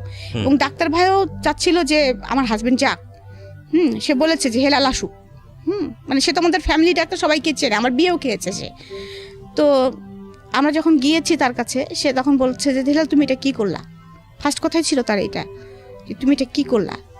তখন আমার হাজবেন্ড তো চুপচাপ, তো বলতেছে যে তোমাকে আমি বিয়ের সময় বলেছিলাম যে হেলাল তুমি ছোট একটা মেয়ে বিয়ে করতেছো, কেন করতেছো, মিনিমাম তোমার এদের সঙ্গে যায় এমন একটা মেয়ে বিয়ে করো, তারপরে আবার এই মেয়েটা এখন প্রেগনেন্ট। হ্যাঁ, তার ওয়েট এত কম, এবং এই বাচ্চাটাকে সে কী দিবে, পেটের ভিতর থেকে মার যে খাবারটা সে নিবে। মানে ডাক্তার ভাই আমার সময় যে কথাগুলো বলতেছে আমি সেটাই আর কি বলতেছি, আমি তখন তত কিছু বুঝি না। হ্যাঁ, তো সেই সামর্থ্য তো মনে হচ্ছে এই মেয়েটার নাই। আর তারপরেও তো বমি করতেছে একভাবে, ওকে তো ইমিডিয়েটলি এখন স্যালাইন দেওয়ার ব্যবস্থা করা উচিত, তো পানি শূন্যতা হয়ে গেছে শরীরে এখন, এরকম অবস্থা আর কি। যাই হোক, তুমি কি এই বাচ্চাটা নিতে চাও, নিলে কিন্তু সমস্যা হবে, হয়তো বা ওর লাইফ রিস্ক হতে পারে, মেবি এরকম একটা কথা বলে। তা আমার হাজবেন্ড বাসায় এসে উল্টা মেজাজ দেখাচ্ছে, কেন মানে আমি যেন পাপ করে ফেলছি। হ্যাঁ, মানে উল্টা মেজাজ দেখাচ্ছে, হ্যাঁ এরকম অসুস্থ, এখন আমার এখন ঝামেলা, অমুক তমুক বিভিন্ন কথা শুরু করছে। তো আমার শাশুড়ি আবার খুশি, কারণ তার একটা ছেলে, যেহেতু একটা বাচ্চা আসতেছে বাসায়, সে খুব খুশি। আমার বয়স টয়স কেউ দেখতেছে না আর কি সেই মুহূর্তে। সে আবার আমার TNT-তে ফোন করে আমার মাকে ডেকে নিয়ে আসছে, বিয়ান এরকম সুসংবাদ আছে, শিগগিরই আসেন। তো আমার মা এসেছে, বলে আমরা কি দুজন মিলে একটা বাচ্চা পালতে পারবো না? হ্যাঁ, ও ছোট হয়েছে তো কি হয়েছে, হেলাল এরকম চিল্লাপাল্লা করতেছে, আপনি আপনার জামাই একটু বোঝান, এরকম বলতেছে। আমার শাশুড়ি তখন খুব ভালো মুডে আছেন আর কি তিনি। তো আমার মা না আসলে তখন নাও বলতে পারতেছে না, হ্যাঁও বলতে পারতেছে না। তিনি একবার আমার কথা ভাবতেছেন, আবার ওই সংসারটার কথাও ভাবতেছেন, যে তাদের মধ্যে আনন্দ, আর এদিকে আবার চিন্তা করতেছেন যে আমার মেয়েটা তো আসলে এই অবস্থা, কিছু খেতে পারে। তখন আমার এর মধ্যে মা বলছে কি, তাহলে আমি আমার মেয়েটাকে নিয়ে যাই বিয়ান, আমি নিয়ে যাই, ওর তো এই অবস্থা। তখন আবার ডাক্তার ভাই বলে দিয়েছেন, উনি আবার প্রেসক্রাইব করে দিয়েছেন আমাকে তখন ইমিডিয়েটলি স্যালাইন দিতে হবে, দিতেই হবে। তখন আর আমাদের যেখানে বাসা সেখানে আশেপাশে কোনো ক্লিনিক নাই, একটু দূরে। তো তখন আম্মা দেখলো যে তাহলে এখান থেকে নিয়ে গেলে তো নার্স এসে মানে স্যালাইন দিতে পারবে না, বা সবসময় টেক কেয়ার করতে পারবে না, এখানে যদি ডাক্তারটা কাছে, তাহলে এখানেই থাক। তো আমার স্যালাইন চলতেছে, করতেছে, কিন্তু আমার শাশুড়ি কিন্তু কখনো এসে আমার যে স্যালাইন চলতেছে করতেছে আমার পাশে বসা বা মাথায় হাত দেওয়া, বা আমার হাজবেন্ড ওই ঘরে ঢুকে না। হ্যাঁ, সে ডিস্টার্ব হবে দেখে সে তার মতো থাকে, রাত্রে স্যালাইন খুলতে হবে, করতে হবে, অনেক ঝামেলা। এগুলো আমার ছোট নোট থাকে আমার পাশে, মাঝে মাঝে আমার শ্বশুর একটু দেখাশোনা করেন। আর দেখা যাচ্ছে যে ওই যে সার্বক্ষণিক যে নার্সটা ছিল উনি দেখাশোনা করতেন, কিন্তু আমার বমি কিন্তু কখনোই অফ হয় নাই। তো এর মধ্যে আমার আবার একটু ব্লাড যাচ্ছে। আচ্ছা, একটু ব্লাড যাচ্ছে। তখন আবার এইটা আবার ডাক্তার ভাইকে বলা হয়, তখন ডাক্তার ভাই আর কি বুঝছে ব্যাপারটা, বরাবর বলছে আসলে ও নিতে পারছে না মনে হয় শরীরে, ওর শরীর এই বয়সে এটা ও নিতে পারছে না। তারপর যাই হোক এরকম বলার পরে তারপরেও আপনারা যখন চাচ্ছেন চাচিমা, আমি ট্রাই করব, আমি 7 দিন একটা ইঞ্জেকশন দিব, সকাল বিকাল দিব, এটা যদি টিকে গেল তো টিকে গেল, আলহামদুলিল্লাহ, না হলে কিন্তু আমাদের এস্টিম পয়েন্টে যেতে হবে, এটা ডিসিশন নিতে হবে। তখন আমার মা, আমার তো একদম তখন মনে করেন বিছনা থেকে ওঠা নিষেধ, একদম বেড রেস্ট। তো আমার মা, আমার শ্বশুরবাড়ির যেরকম পরিবেশ, আমার মা যে আমার কাছে থাকবেন সেটাও পারতেছেন না। হ্যাঁ, কারণ কি কথা শোনাবে কে, মানে ওরা খুব কথা শোনাতেন, এটাই হচ্ছে প্রবলেম। মানে আসলে খুব কথা শোনাতেন, এখনো তাদের সেই স্বভাবটা আছে আর কি। তো ওই ভয়তে আমার মা আবার খুব বললাম না যে চুপচাপ, আম্মা তো অত মানে কথা পছন্দ না আর কি তার। তো এই অবস্থায় যাই হোক আমার আস্তে আস্তে আমি ওই সিচুয়েশনটা পার করছি, কোনো রকম 7 মাস চলে গেছে আর কি। যাওয়ার পরে তারপরে 7 মাসের পরে আমাকে আমার বাবা মা এসে আমাদের দেশে একটা আনুষ্ঠানিকতা করে, সাথ দেয়। সেটা করে অনেক অনুষ্ঠান করে শ্বশুরবাড়ির লোকদের কাপড় চুপড় দিতে হয়, তারপরে এই খাসি টাসি, তারপরে এই যে মাছ টাছ অনেক কিছু দিতে হয়, কী কী দিতে হয় আমি অত জানতাম না তখন। সেগুলো দিয়ে আমার বাবা মা অনুষ্ঠান করে নিয়ে আমাকে নিয়ে গেছেন। তখন আমার বাবার আবার পোস্টিং ছিল মাগুরাতে। তো মাগুরাতে নিয়ে গেছেন। মাগুরাতে নিয়ে যাওয়ার পর যখন আমার 2 মামা শুনেছে যে আমি এরকম অবস্থা, তখন আমার 2 মামা, তাদের আবার নিজেদের প্রাইভেট কার ছিল, তো তোমরা মানে খুলনায় থাকতো, খুলনা থেকে মাগুরা তো বেশি দূর না, তো চলে এসেছে আমাকে দেখার জন্য। এসে তো চিল্লাপাল্লা, বুধ এটা কি হলো, আর তোমরা মাগুরায় আনছো কিভাবে, হয় কুষ্টিয়া রাখতা। তো তারপরে যাই হোক আমার মামারা আমাকে খুলনাতে নিয়ে যায় এক প্রকার জেদ করে, কারণ মামাদেরও কোনো মেয়ে ছিল না, 2 মামারই 2টা করে ছেলে। তো ওখানে যে আমার হাজবেন্ডের পোস্টিং তখন আবার বাগেরহাট, আচ্ছা, তার জন্য একটু সুবিধা। তো যাই হোক আমার বেবিটা হলো, মানে আমি বেবিটা হতে যে অনেক কষ্ট পেয়েছি। বেবিটার ওয়েট অনেক বেশি ছিল, মানে কারণ আমার বেবিটা কিন্তু এখনো 5 ফিট 5 ইঞ্চি 5.5 ইঞ্চির উপরে লম্বা। আচ্ছা, আমার ফার্স্ট মেয়ে। ওকে, যিনি এখন নর্থ সাউথে পড়ছে। জি জি, ওকে। সো প্রিয় শ্রোতা, আমরা এখানে একটা বিরতি নিতে চাই। কোথাকার গল্প কোথায় গিয়ে ঠেকেছে সেটাই হচ্ছে দেখার বিষয়। আমরা আরও আধা ঘন্টারও বেশি সময় আপনাদের সঙ্গে আছি, এবং আপনারা যা ভাবছেন গল্পটা লেগেছিল আর কি, এটাই খুব স্বাভাবিক, কষ্ট লাগাটাই স্বাভাবিক। হ্যাঁ, আমি হচ্ছে বাচ্চা মানুষ করতে তখন তো অত এক্সপার্ট না, তা আম্মাদের ওখানে বেশি থাকতাম, কখনো শ্বশুরবাড়ি যেতাম, কখনো আম্মাদের ওখানে থাকতাম। তো এরকম করতে করতে সময় যাচ্ছিল, কিন্তু হচ্ছিল কি আমি শ্বশুরবাড়ি যখন থাকছিলাম তখন তো আমার ননদদের আরও বিয়ে হয়েছে, সবারই বাচ্চা কাচ্চা আছে। আমার বাচ্চাটা যদি একটু ভুল করে ফেলতো বা একটু অন্যায় করে ফেলতো, আমি কেন জানি তখন যেন খুব ক্রেজি হয়ে গিয়েছিলাম। আর আমার হাজব্যান্ড তো বাসায় থাকতো না, আমি শ্বশুরবাড়ি থাকতাম। আমার লেখাপড়া কিন্তু তখনও কন্টিনিউ। হ্যাঁ, আমি কিন্তু তখন অলরেডি পড়তেছি। হ্যাঁ, পড়তেছি, বাচ্চা সামলাচ্ছি এবং সংসার, তখন কিন্তু আমি পাকা গৃহিণী হয়ে গেছি। এবং এরকম করতে করতে আমি হচ্ছে যখন মাস্টার্স পরীক্ষা দিব আর কি, ফাইনাল দিব, আমার বড় মেয়েরা ছোট মেয়ের বয়সে ডিফারেন্স হচ্ছে 4.5 বছর। তখন আমি সেকেন্ড বেবি কনসেপ্ট করি। তো তখন সেকেন্ড বেবি কনসেপ্ট করলে তখনও সবাই খুব খুশি হয়ে যায়, কিন্তু আমি খুশি হই না। এবার আমি আর খুশি হই না। এবার আমি বুঝে গেছি মাতৃত্বের কি কষ্ট, আর আমি বুঝে গেছি যে এই সংসারে আমার কি অবস্থান। এর মাঝে আর একটা কাহিনী আমি বলি। আমার ছোট ননদ যেটা আর কি, যেটা আমার খুব ভালো সম্পর্ক ছিল, তো সেটা সাথে আমার ফুফাতো ভাই, মানে ওরা রিলেশন ছিল, ওরা চলে যায় দুজনে আর কি। আচ্ছা, এটা ফ্যামিলি থেকে না বলে চলে যায়, এবং দোষটা সম্পূর্ণ আমার ঘাড়ে পড়ে যে আমি তাদেরকে বের করে দিয়েছি, যেটা হয় আর কি। এবং এটা নিয়ে অনেক গ্যাঞ্জাম হয় ফ্যামিলিতে, অনেক কিছু হয়। আমাকে আমার হাজবেন্ড মারধরও করে। হ্যাঁ, তারপরে একটা টাইমে আমার বাবা কিন্তু আমাকে নিয়ে আসার মানে ওরা আমাকে আর রাখবে না, ওদের মেয়েকে ফেরত না দিলে, মানে এরকম ফ্যামিলি আর কি ট্র্যাজেডি চলতেছে। আমার হাজব্যান্ড আমাকে মিনিমাম মনে হয় 6 মাস দেখতে আসেনি, আমার বাচ্চাটার কোনো খোঁজ নেয়নি, কোনো কিছুই করেনি আর কি, সোজা কথা। তো তার মধ্যে আমার বাচ্চাটা, আমি মা বাবার কাছেই ছিলাম। তো এর মধ্যে তারা উকিল নোটিশও কিন্তু পাঠিয়ে দিয়েছিল যে আমাকে ডিভোর্স দিবে। হ্যাঁ, কিন্তু আমার বাবা খুব আপসেট হয়ে গিয়েছিল তার মধ্যে, যে ডিভোর্স দিবে এরকম একটা বিষয়, আমি যেটার জন্য এতদিন মানে এত কষ্ট করে মেয়েকে সংসার করাচ্ছি। তারপরে এইভাবে যাই হোক থার্ড পার্সন মিলে সব কিছু মিলে একসময় যায়, আবার জোড়াটা লাগে আর কি, কোনোভাবে এনি হাউ জোড়াটা লাগে। এর মধ্যে আরও তো মনের ভিতরে বিষ ঢুকে গেছে আমার অলরেডি, যে যেই লোকটা আমার 6 মাস খোঁজ নিল না, আমার বাচ্চাটাকে একবার দেখতে আসলো না, আমি তো কিছুতেই ওর সাথে উকিল নোটিশ পাঠিয়েছিল, এটা আমি জানতাম না। তো হঠাৎ করে তাদের যেভাবে হোক ফ্যামিলি মিউচুয়ালের মধ্যে যখন আসলো, তখন আমার শ্বশুর বললো যে আপনারা নিয়ে গিয়েছেন, আপনারা দিয়ে যাবেন। এবং আমি সেই দিনটার কথা আমি কখনোই ভুলব না, যেদিন আমার ননদ চলে যায়, সেদিন আমাকে সারাদিন ঘরের মধ্যে আটকায় রাখা হয়েছিল, কিছু খেতে দেওয়া হয়েছিল না, এবং আমাকে আমার হাজব্যান্ড মারধরও করেছিল, এবং সেই সাথে আমার বাচ্চাটাকে আমার কাছে দেওয়া হয় নাই সারাদিন। তো ওই অবস্থায় যে অনেক কিছু হয়েছে, অনেক সেটা আমি এখন এত বিস্তারিত হয়তো বলতে পারছি না, মানে কিভাবে গিয়েছে আমি বলতে পারবো না। অনেক কষ্টে ওখান থেকে আমার বাবা ভাই আমাকে অনেক কষ্টে ওখান থেকে নিয়ে আসে আর কি। এবং আমি এক কাপড়ে চলে এসেছিলাম, আমাকে ওরা কোনো কাপড় খালি পায়ে এক কাপড়ে আমার বাচ্চাটা সহকারে, বাচ্চাটাকেও দিচ্ছিল না তারা। অনেক কষ্টে আমি ওখান থেকে আমার বাবা মাকে বের করে নিয়ে চলে আসার পরে তো অনেক দিন এই যে ওরকম বাবা বাড়ি থাকলাম করলাম। তার মধ্যে আমি আবার ট্রান্সফার হয়ে আমি যশোরে, তখন বাবার পোস্টিং, তো তখন যশোরে আমাকে ভাই আমাকে মাস্টার্স ভর্তি করে দিয়েছিল, যে আমি তখন মাস্টার্স করতেছি, প্লাস সেই সাথে আমি হচ্ছে মানে আপনার মাস্টার্স করতেছি, সেই সাথে আমি কম্পিউটার শিখতেছি। তো আর বাচ্চাটা নিয়ে লাইফ লিড করতেছি এবং মনে মনে একটা সিদ্ধান্ত নিয়ে ফেলছি। তখন তো একটু ম্যাচুরিট হয়ে গেছি যে আসলে তো ওর কাছ থেকে কোনোদিন ভালোবাসা পাইনি, ওর কাছ থেকে আমি এটাই আশা করতেছিলাম যে হয়তো এরকম ব্যবহারই সে আমার সাথে করবে, তো আমি আমার বাচ্চাটাকে নিয়ে আমি এক প্রকার চলবো আর কি, এরকম একটা চিন্তা ভাবনা করতেছি। আর আমাকে যথেষ্ট সাপোর্ট দিত বাবা মার, সবসময় মন টন খারাপ থাকতো যে ফ্যামিলিতে যেহেতু এরকম কাহিনী হয় নাই, আর সেহেতু সব জায়গাতে কথা টথা হচ্ছিল, অনেক ঝামেলা চলতেছিল অলরেডি ভিতরে, তো বাবা মা ওইগুলা টেক কেয়ার করতেই মানে হাত ধরে যাচ্ছিল বাবা মার আর কি। আর এদিকে হচ্ছে আমার বড় ভাই আমাকে একদম ফুল সাপোর্ট দিচ্ছে যে না, আমি তোমাকে যেতে দিব না, তুমি পড়ালেখা শিখো, মানুষ হও, আমার একটা ভাগ নিয়ে আমি পালতে পারবো, তুমি ওটা নিয়ে টেনশন।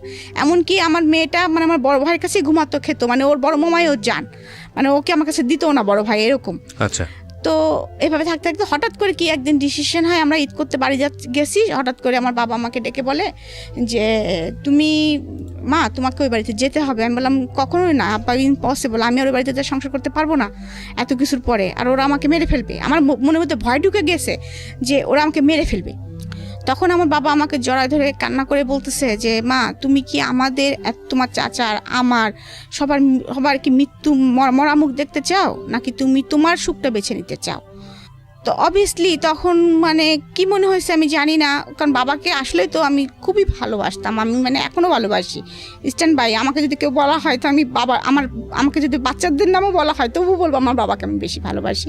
এবং আল্লাহর কাছে আমি মাঝে মাঝে এমনও বলি যে আল্লাহ, যে আমার বাবা যেদিন মৃত্যু হয় সেদিন যেন আমারও মৃত্যু হয়। আর মানে একদম হোপলেস হয়ে যাই। আমি তখন বলি যে আমি যাবো বাবা, আমি বলি যে বাবা আমি যাবো, যাই হোক না কেন আমি যাবো। তো আমি যাই, এবং আমার শ্বশুরদের কন্ডিশন আমাকে নিতে আসবো না, আপনাকে দিয়ে যেতে হবে। তো আমাকে দিয়ে আসে আর কি। এসে পরে আমার অত্যাচারের মাত্রাটা মানে আপনারা ইমাজিন করে নেন, আরও চরম আকারে পৌঁছায়। আমার বাচ্চাটা ঠিক মতো খাওয়া দাওয়া হয় না, মানে আর আমাকে সারাদিন যেভাবে তারা টর্চার করে, মানে কি আমি 2 দিন 3 দিন দেখাচ্ছে খেতে বসছি, এমন একটা কথা আমার শাশুড়ি হয়তো বলছে যে এই মেয়েদের কোনো বিশেষ আছে, যে মেয়ে আমার মেয়েকে বের করে দিতে পারে সেই মেয়ে আমাকে বিষ দিয়ে মেরে ফেলবে না, পানের মধ্যেও বিষ দিয়ে মেরে ফেলতে পারে। আমার শাশুড়ি আবার পান খেতেন, ওর হাতে কিছু খাওয়া যায়, আমাকে দিয়ে রান্না করাতেন, আবার আমাকে এই কথাগুলো শোনাতেন। হ্যাঁ, তো এরকম পরিস্থিতির ভিতরে আমি যাচ্ছি, আমার মানে মনে হচ্ছে যে মানে কোনো কুল কিনারা নাই, আমার মনে হচ্ছে এরকম। তারপরে যাই হোক এর মাঝে কিছু একটা হয়ে মিল মহব্বত হয়, যাই হোক আবার সংসার করতেছি। আমার ননদের সাথেও তাদের আবার মিউচুয়াল হয়ে যায় আর কি, কিন্তু আমি আর আমার হাজবেন্ড কথা বলতাম না। এর মধ্যে এরকম কথা শুনতে আমি একবার হচ্ছে মানে সুইসাইড অ্যাটেম্প করি। তারপরে আমার বাবা সিদ্ধান্ত নেয় যে আমি আর দিব না। তারপরেও আবার 3-4 মাস ওরকম যায়, তার মধ্যে আমার আবার অসুস্থ হয়ে পড়ি, সেটা হচ্ছে অ্যাপেন্ডিসাইটের অপারেশন হয়। তখন আমার হাজব্যান্ডকে আমার বাবা ফোন করে না, আমি ফোন করি, আমি বলি যে আমার এরকম অপারেশন হচ্ছে, আমি যদি কিছু হয় তুমি আমার বাচ্চাটাকে দেখো, বাবার পরিচয় অ্যাটলিস্ট রেখো, ও নানির কাছে থাকবে, তুমি বাবার পরিচয়টা রাখো। তখনও কিন্তু আমি ছোট বাচ্চা কনসেপ্ট করিনি আর কি, তখন ওর কেন জানি মনটা নরম হয় হয়তো, বা মানুষ তো, আর এতদিন একসাথে আছে, একটা বাচ্চার বাবাটা আছে, আর মানে এরকম একটা তো ও আসে আমাকে পরের দিন সকালবেলা দেখতে আসে যশোরে। দেখতে আসার পরে ও দেখে তারপরে বাসায়, যে ও যখন বাসায় যায় আমাদের বাসা থেকে, তো আমার শাশুড়ি আবার দেখছে যে এইটা সুযোগ। তো আমার শাশুড়ি আবার আমার হাজবেন্ড নেই দেখে তার জামাই মেয়েকে সে ডেকে নিয়ে আসছে, সে যে তখনই চলে যাবে এটা তারা বুঝতে পারে নাই। আমার হাজবেন্ড বাসায় ঢুকে দেখতেছে যে বাসায় তার মানে আমাকে নিয়ে গেছে, নিয়ে যায়, আমরা দুজনে বাসার মধ্যে ঢুকতেছি, এবং রাস্তায় কিন্তু আমাকে বলতেছে বারবার যে তুমি কিন্তু যাই মার কাছে মাপ চাবা, তুমি কেন সুইসাইড অ্যাটেম্প করতে গেছিলা, এটার জন্য তুমি মার কাছে মাপ চাবা, আমরা বিপদে পড়তাম না, এরকমভাবে আমাকে বোঝাচ্ছে আর কি। তো যাই হোক আমি ঢুকেই আমি বলছি ঠিক আছে মার কাছে আমি মাপ চাবো। হ্যাঁ, আমি গেছি, যাওয়ার পর ঢুকতেই দেখি যে ওরা আমাদের বাসায়। তখন বাসার পরিস্থিতি আরও অন্যরকম হয়ে যায়। তখন হয় কি আমার হাজব্যান্ড ফুল ক্রেজি হয়ে যায়, আমার থেকে আমিও ভাইলেন্ট হয়ে যাই, সেও ভাইলেন্ট হয়ে যায়, যে যার জন্য এত কিছু হইলো তারা কিভাবে এক্স্যাক্টলি, মানে তোমরা যদি মেনেই নিবা তাহলে এত কেন অভিনয় করলা তোমরা। আর আমার মেয়েটাকে, আমার হাজবেন্ড বলতেছে আমার ছোট দুধের শিশুটাকে আমি কেন এত কষ্ট দিলাম, আমার ওয়াইফ কেন আমি এত কষ্ট দিলাম, আর সেটা তুমি করতে আমাকে, আমি বড় ভাই, আমাকে একবার বলছো যে ওরা আসতে চাইবে, ওদেরকে মেনে নেওয়ার দরকার, বা আমার শ্বশুর শাশুড়িকে এত হেয় করলা কেন, এত কথা শোনাইলা কেন তাদেরকে, কেন শোনাইলা আমাকে? তো এবারে অনেক ছোট করছো তোমরা। তাহলে এখন তো আমার তো শ্বশুরবাড়িতে কখনো তোমাদের যেতে হবে না, কিন্তু আমার তো যেতে হবে। তখন তো তারা যদি কথাটা বলে যে আমার মেয়ের তো কোনো দোষ ছিল না, তখন আমি কি বলবো, কি উত্তর দিব? তো এটা নিয়ে অনেক বাসার মধ্যে অনেক ক্যাচাল হয়, হয়। তারপরে আমার হাজব্যান্ড সরাসরি জিজ্ঞেস করে যে হ্যাঁ, ওরা দুজন আবার খুব নমনীয় হয়, হয়ে আমার কাছে মাপ চাই, ওর ভাইয়ের কাছে মাপ চাই। তখন আমি একদম ভাইলেন্ট হয়ে বলি কি, আচ্ছা তোরা যে বলছিস যে আমি তোদেরকে বের করে দিছি বাসা থেকে, আমি কি বের করে দিছি? আমি কি জানতাম কিছু? তখন ওরা আমাকে বলে কি যে, তখন আমার ছোট ননদ বলে কি না, আমি আসলে এটা ক্রেজিভাবে বলছিলাম, তখন আপনার উপর আমার রাগ হয়েছিল, কারণ এই কথাটা যখন বাসায় জানাজানি হয়ে যায়, আপনি ভাইকে বলে দিছিলেন, ভাই আমাকে রাত্রে মারতে গেছিল, তো আপনার উপর আমার খুব রাগ হয়েছিল, আমি চিন্তা করছিলাম এটা শোধ তুলবো, সেই জন্য আপনার দোষটা দিয়েছিলাম। তা আমি তখন আমার হাজব্যান্ড এটা শুনছে, শোনার পরে বলতেছে তুই এটা কাজ করছিস রনি। হ্যাঁ, যাই হোক, এটা নিয়ে অনেক কিছু হয়, সব সত্য আর কি সামনে চলে আসে যখন, তখন যাই হোক আমার হাজব্যান্ড একটু সফটনেস দেখায় এবং সে বলে যে আমি থাকবো না, আমি কাল সকালে আমার বউ বাচ্চা নিয়ে আমি চলে যাব। তখন আমার শ্বশুর খুব আপসেট হয়ে পড়ে, কারণ কুষ্টিয়া শহরে তাদেরকেও সবাই চেনে, আমাদেরকেও সবাই চেনে, সবাই জানে যে তার একটাই ছেলে বেটার বউ আলাদা থাকে, হ্যাঁ, আলাদা বাসা ভাড়া করে থাকে, এটা একটা খুব খারাপ দেখা যাবে, এরকম একটা করে। তারপর অনেক শোনানোর পরে যাই হোক আমরা আবার ওই বাসাতেই স্টে করি। আমার হাজব্যান্ডের তখন আবার পোস্টিং হয়ে যায় চুয়াডাঙ্গা। তো এরকম চলতেছে, ওদের সাথে ওরা আসে যায়, কথা করে। আমার ছোট ননদের সাথে আমি কথা বলতাম, আমার ভাইয়ের সঙ্গে কথা বলতাম না, কারণ আমার থিওরিটা এটা যে ও তোমার রক্তের না, ও আমার একটা ক্ষতি করতে পারে, তুমি তো আমার ভাই ছিলা, তুমি ফুফাতো ভাই হওয়ার যাই হও, তুমি তো আমার ভাই ছিলা, তুমি তো আমার এত বড় ক্ষতি করতে পারো না, তোমার সাথে আমি কথা জীবনেও বলবো না, আর তারপরে তুমি আমার বড় ভাই। তো যাই হোক মাস্টার্স করেছি, মাস্টার্স পরীক্ষা চলছে আমার, পরীক্ষা দিয়ে আমার মনে হয় যে আমার 11 তারিখে বাচ্চা হল না, আমার বাচ্চা হয়েছে 16 তারিখে, আর আমার মাস্টার্স পরীক্ষা শেষ হচ্ছে 11 তারিখে, মানে আমি ওই রকম অবস্থায় আমি পরীক্ষা দিয়েছি আর কি। তো আমার বাচ্চাটা পেটের মধ্যে খুব অসুস্থ হয়ে যায়, কারণ আমি 4 ঘন্টা বসে পরীক্ষা দিতাম, বাচ্চাটার মুভমেন্ট খুব কম হতো, মুভমেন্ট হতো না। তবে তারপরে আমার 16 তারিখে সিজারিন করে বেবিটা হয়। তো এর মধ্যে আমার বড় ভাই কিন্তু এর মধ্যে বাইরে চলে গেছে অলরেডি, হ্যাঁ, এবং সে তাকে বিয়ে দেওয়া হয়েছে খুব আনুষ্ঠানিকতার ভিতরে, হ্যাঁ। তো সে বাংলাদেশে এসেছে, সে একদিন আমার শ্বশুরবাড়ি এসে আবদার করে যে মামা আমি আমার বোনকে নিয়ে যেতে চাই, এক রাত আমাদের সাথে থাকবে, হ্যাঁ। তো এই কথা বলার পরে তখন হচ্ছে আপনার আমার শাশুড়ি আমাকে যেতে দিবে না, বাসায় অনেক কাজ, ঈদের পরের দিন আমার সব ননদরা আসবে, সে আমাকে যেতে দিবে না। তখন সে বলে কি যে তাহলে নিয়ে গেলে একবারে নিয়ে যাও। তো এই কথাটা আমার ভাইয়ের তখন লাগে খুব, এতদিন তো আমার ভাই কোনোদিন ইন্টারফেয়ার করেনি, এতদিন তো বাবাই সব টেক কেয়ার করছে, এখন তো মোটামুটি সে একটা পর্যায়ে আসছে। তারপরেও আগেও সে বলেছে যে সে কখনোই রাজি ছিল না আমাকে সংসার করতে দেওয়ার জন্য, সে সবসময় বলতাম রিক্সা চালাই খাবো, কিন্তু আমার বোন আমি দিব না, এরকম কথা সবসময় সে বলতো। তারপরে যাই হোক সে মনে মনে একটা প্ল্যান করে ফেলে, সেটা বাবা মাকে বলে না, কারণ জানে বাবা মা বললেও হয়তো রাজি হবে না, আর আমার হাজব্যান্ডকে বললেও রাজি হবে না। সে আমাকে বেড়াতে নিয়ে আসার নাম করে ঢাকায় নিয়ে আসে। তখন অলরেডি ঢাকায় আমাদের একটা বাড়ি কেনা আছে, সেটা হচ্ছে সেগুনবাগিচে। আমার ছোট ভাই ইস্ট ওয়েস্ট ভার্সিটিতে পড়ে, ও হচ্ছে ওই বাসাতে থাকতো, মাঝে মাঝে বাবা মা আসতো, ওকে একটা কাজের ছেলে ছিল, রান্না বাড়া করে দিত এরকম। তো ও আমাকে নিয়ে আসার পরে বলে যে আমি সবাইকে বলে যে আমি চলে যাব মার্কেটিং করার দরকার, তো রিমাকে ওই জন্য নিয়ে যাচ্ছি আমার 2 বাচ্চা সহকারে। আমিও জানি না ভাইয়া, আমি জানি যে মার্কেটিং করতেই ঢাকায় আসতেছি। তো ভাইয়া এসে তারপরে বাবা মাকে আবার ফোন দেয় যে বাবা মা আমরা মার্কেটিং করবো, তো রিমার বাবু 2টা দেখবে কে, তোমরা দুজনে আসো, দেখাশোনা করো, আমরা একটু মার্কেটিং করে বেড়াই। আব্বু আম্মু গাড়ি নিয়ে আসে আর কি, বাবা অফিস থেকে মানে শুক্র শনি তো এমনি ছুটি, তো আসার পরে তারপরে একদিন রাত্রেবেলা ফ্যামিলি মিটিং বসে, তখন ভাইয়া একদম সম্পূর্ণ বলে যে বাবা আপনি যা দেখতেছেন, যা সহ্য করছেন, এটা আমি সহ্য করতে পারবো না। এখন আপনি আমাকে খারাপ বললে বলেন, আমি অনেক নরম মানুষ, ভালো বললে বলেন, আপনি যা খুশি আপনি তাই বলেন, কিন্তু আমি যেটা এসে মানে দেখতেছি সেটা আমার অসম্ভব আমার পক্ষে দেখা। সেটা হচ্ছে আমার কাছে আমার বোনের শ্বশুরবাড়ি যে মনে হয়েছে যে ওয়ান কাইন্ড সে হচ্ছে কাজের বুয়া। এটা আপনার আপন ভাই বলছে? হ্যাঁ, ওয়ান কাইন্ড কাজের বুয়া। আর আমার বড় মেয়েটার রেজাল্ট ভালো ছিল না, কখনোই ভালো রেজাল্ট করতে পারতো না। সে মানে ওরকম মারধর খেত, সে একটু উল্টাপাল্টা ছিল, মানে মানে ওর জন্য কেমন ছিল একটু আর কি। যাই হোক, তখন বলতেছে আর আমি দেখতেছি যে যেভাবে উপর থেকে দোতলা বাসা ছিল, যতবারই কোনো গেস্ট আসে আমার ভাগ্নি আসে গেট খুলতে, ওই ক্লপসিকেবল গেটটা খুলতে আসে আমার ভাগ্নি। তার মানে ওরা দুজনা ওই বাড়ির কাজের বুয়া। আর আমার ছোট ভাগ্নিটার অবস্থা হবে আর কয়েকদিন পরে ওইটাই। আমি এটা মেনে নিতে পারছি না। আমার একটা বোন, তার বাচ্চারা, ওর জীবনটা যেরকম হয়েছে ওর বাচ্চা দুটার জীবনও সেরকম হবে, এটা আমি মেনে নিতে পারছি না। আপনারা আমাকে বকলে বকেন, ভালোবাসলে বাসেন। আমি এক্ষুনি তার হাজব্যান্ডের কাছে ফোন দিব, সোজা কথা ফোন দিয়ে বলবো সে যদি তার কাছে আমার বোনকে রাখবে, আর যদি না রাখে আমি আমার বোনকে চালাবো। সম্পর্কের দরকার নাই, ডিভোর্সেরও দরকার নাই। ফাইন। কখন জানি কি হয় এরকম একটা দোলাচল অবস্থা, এবং আমাদের প্রেডিকশনের জায়গাগুলো এখন পর্যন্ত নট প্রুফ। আমি সবসময় একটা কথা বলি যে জীবন গল্পে আপনি কোনো বাকি আসলে অনুমান করতে পারবেন না এরপরের বাকি গিয়ে কি ওয়েট করছে আপনার জন্য। লাস্ট দুটো গল্প যদি বলি যে এই ধরনের গল্পের গোড়াপর্তন হয়েছিল আবিদা সুলতানার হাত ধরে। আবিদা সুলতানা এই যাবৎকালে জীবন গল্পের, ঢাকা এফএমে জীবন গল্পের সবচাইতে পপুলার বলবো, মানে সবচাইতে মানুষের বেশি শোনা গল্পের মধ্যে একটি, এবং ইউটিউবেও সেটার ভিউ প্রায় 2 মিলিয়নের কাছাকাছি।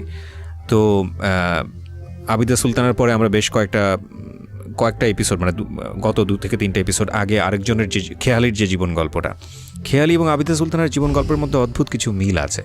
এবং এরই ধারাবাহিকতায় আজকের যেই রিমার যে জীবনের গল্প, সেখানে হয়তো অনেকেই মনে করেছিলেন বা করছেন এখনও, যেহেতু আমরা শেষ পর্যায়ে আসিনি, যে রিমার জীবন গল্পটাও ঠিক সেরকম না। শুধু নাটুকুই বললাম। রিমা, আমরা যেখানটায় ছিলাম, তো আমার বাবার তখন কিছু ভাইয়ের উপরে বলতে পারে না, মানে সেও ততদিনে আসলে বুঝে গেছে আসলে যে এখানে আসলে রাইট কি অনরাইট কি। আর কথা হচ্ছে যে বাবা সারা জীবন মান সম্মানই দেখলা, সারা জীবন তুমি মান সম্মানই দেখলা, কিন্তু কষ্টটা দেখছো না। আমাদের একটা বোন যে এত কিনা আল্লাহ দিয়ে, এবং তার 2টা বাচ্চা আল্লাহ দিয়েছে, এবং সেই 2টা ভাগ্য এরকম হতে যাচ্ছে শুধু তোমার মান সম্মানের জন্য, আর কোনো কিছু না। আমাদের অর্থনৈতিক কোনো সমস্যা নাই, আমাদের পারিবারিক কোনো সমস্যা নাই। কি হয়েছে, ডিভোর্স হবে না, দরকার হলে ওর মতো থাকবে, বাচ্চা 2টা নিয়ে থাকবে। ডিভোর্সই তো শেষ কথা না, মানুষ তো এইভাবেও বাচ্চা নিয়ে বাঁচে। সেই ছেলে যদি বিয়ে করতে চায় করুক, আমার বোন তাকে ডিভোর্স দিবে না। তাহলে তোমার তো দুর্নাম হচ্ছে না, কিন্তু তার লাইফটা তুমি এরকম করে নষ্ট করে কেন দিচ্ছ? তার সাথে তার 2টা বাচ্চার লাইফ তুমি নষ্ট করে দিচ্ছ। বাবাকে অনেক বোঝায়, এবং মা তো একদম খুবই রাজি। মা তো অনেক দিন থেকেই ফিল করতেছে আমার কষ্টটা আসলে। তো তখন আমার শুরু হলো নতুন জীবন। আমি তো ভয়ে আর শ্বশুর বাড়িতেও যোগাযোগ করতে পারতেছি না। আর এদিকে আমার ভাই তো ফোন করে আমার হাজব্যান্ডকে বলছে যে আমার ভাগ্নিদের অলরেডি সে স্কুলে ভর্তি করে দিয়েছে, ফ্লোর স্কুলে দুজনকে, একজনকে নার্সারিতে আর একজনকে ক্লাস 2তে ভর্তি করে দিয়েছে। আর এদিকে আমার হাজব্যান্ডকে বলেছে যে তুমি যদি, আগে তাকে জিজ্ঞাসা করেছে অবশ্য ফোন করে, যে তুমি যদি তোমার সঙ্গে রাখো আমাদের নো অবজেকশন, কিন্তু তোমার সঙ্গে যদি না রাখো আমার বোন তোমাদের বাড়িতে আর থাকবে না। আচ্ছা, ও ঢাকায় থাকবে এখন থেকে ওর বাচ্চা নিয়ে। তো এই কথা বলার পরে তুমি কি মতামত দিচ্ছ? তুমি যদি নাও তাহলে আমাদের কোনো কথা নেই। আমার হাজব্যান্ড বলে যে সাতক্ষীরার অবস্থা ভালো না, সাতক্ষীরা নোনা এলাকা, আমার বাচ্চা 2টা অসুস্থ হয়ে যাবে, রিমা এসে এখানে শ্যুট করতে পারবে না, আর এখানে অনেক মানে আমি এখানে নিয়ে আসলে ও পারবে না আর কি, সোজা কথা এই কথা বলে। আর কারণ সে কখনোই আসলে কোনো দায়িত্ব নিতে চায় না। আচ্ছা, এই জন্য সে সুন্দরভাবে কথা বলার পর আমার একটু রাগারাগিও করে যে তাহলে রিমা আব্বা আম্মার ওখানে অসুবিধা কি হচ্ছিল। হ্যাঁ, সে অসুবিধা তো তুমি খুব ভালো করে জানো, তোমাকে তো এক্সপ্লেন করার কিছু। আমার বাবার ভাইয়ের সাথে একটু আর কি রাগারাগি হয়েছে আর কি। তো আমার হাজব্যান্ড 3 মাস রাগ করে আসেনি ঢাকাতে, আমাদের কোনো খরচও দেয় নাই। আর আমার তো কোনো সমস্যা এখানে হচ্ছে না আল্লাহর রহমতে, কারণ মা অলরেডি তখন 2টা কাজে মানুষ দিয়ে গিয়েছে। কারণ আমার বাচ্চা 2টাই ছোট, কোচিং আমি নিয়ে যাই। আর আমার ছোট ভাইকে এবং বড় ভাই বলেছে যে তুমি মানে চলে যাওয়ার আগে যে তুমি পারবা না তোমার একটা বোনের দায়িত্ব নিতে, আমি তোমাকে ফিনান্সিয়াল সাপোর্ট দিব, তুমি খালি বোনটাকে আর ভাগ্নি 2টাকে দেখে রাখবা। আমাদের নিজেদের বাড়ি যেহেতু কোনো সমস্যা নেই এখানে। তো আমার ছোট ভাইটাও অনেক ভালো। হ্যাঁ, আমরা আসলে 3 ভাই বোন খুব ফ্রেন্ডলি, যেটা সত্যি কথা আমি বলবো। বড় ভাই খুব চুপচাপ, আর আমি আর আমার ছোট ভাইটা খুব আমোদে।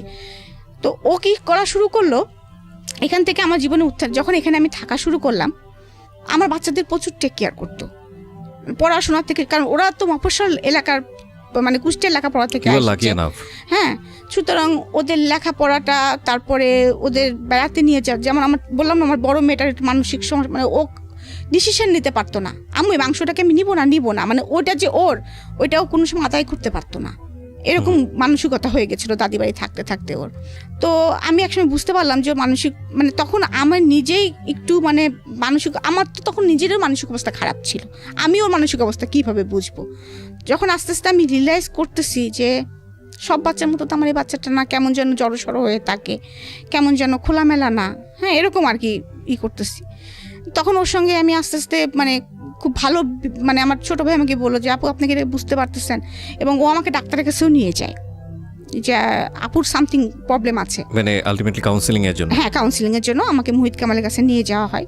তখন উনি যেভাবে হয়তো ভাইকে বলছিলেন বা আমাকে কিছু ওষুধ টষুধ দিয়েছিলেন এবং বলেছিলেন যে আসলে দীর্ঘদিনে না পাওয়ার সমস্যাটা থেকে ওর ভিতরে অনেক ক্ষোভ সৃষ্টি হয়েছে, হ্যাঁ মানে এইভাবে আর কি অনেক কিছু বলেছিলেন। যাই হোক, তো ওইভাবে ওকে টেক কেয়ার করতে হবে আপনাদেরকে, এবং সবচেয়ে ভালো হয় যদি ওনার হাজব্যান্ড ওনাকে সাপোর্টটা দেন, তো সেই সাপোর্টটা তো আমার পক্ষে মানে সম্ভব না, আমার ফ্যামিলি দিতে পারবে না, তো সেই সাপোর্টটা হাজব্যান্ডের সাপোর্ট তো আসলে কেউ দিতে পারে না। তারপরেও আমার ছোটো ভাই চেষ্টা করেছে, সে আমাকে বেড়াতে নিয়ে গেছে, আমি কবিতা লিখতে পছন্দ করতাম, আমি গল্প লিখতে পছন্দ করতাম, আমার পুরাতন আমি যে ডায়েরি লিখতাম সেটা আবার খুঁজে বের করেছে, আপু দেখেন আপনার এই কবিতাটা অনেক সুন্দর না, তো তারপরে আমরা দল বেঁধে চলেন আপু কক্সবাজার চলে যায়, মানে ও আমার লাইফটাকে সুন্দর করে গোছানোর চেষ্টা করতেছে আর কি।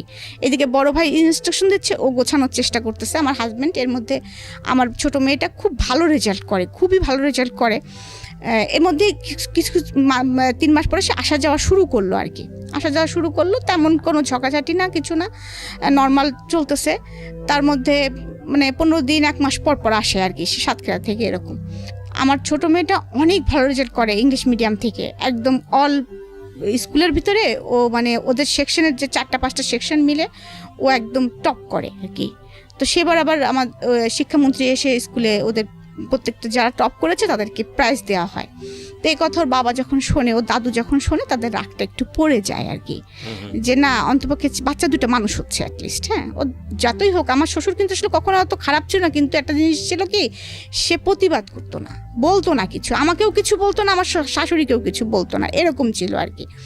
তো উনি হচ্ছে খুশি হয়ে যায়, খুবই খুশি হয়ে যায়। আমি ফোন করে বলি বাবা এরকম বাবু তো ফার্স্ট হয়েছে এরকম, ওকে ডাকতো টুকটুকি বলে আমার ছোটো মেয়েটাকে আমার শ্বশুর।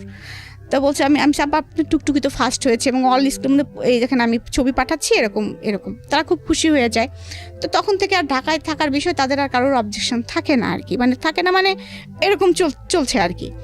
এর মধ্যে আমার মার খুব ছোটোকালের শখ ছিল যে আমি খুব কথা বলতে পারি, এই জন্য মা মনে করতেন যে আমাকে ব্যারিস্টারি পড়াবেন। হ্যাঁ, তো মা একদিন আমাকে বলতেছে, মা তুমি ল ভর্তি হতে পারো না, এখানকার কোনো কলেজ টলেজ একটু খোঁজ নাও না, তুমি ল ভর্তি হতে পারো কিনা।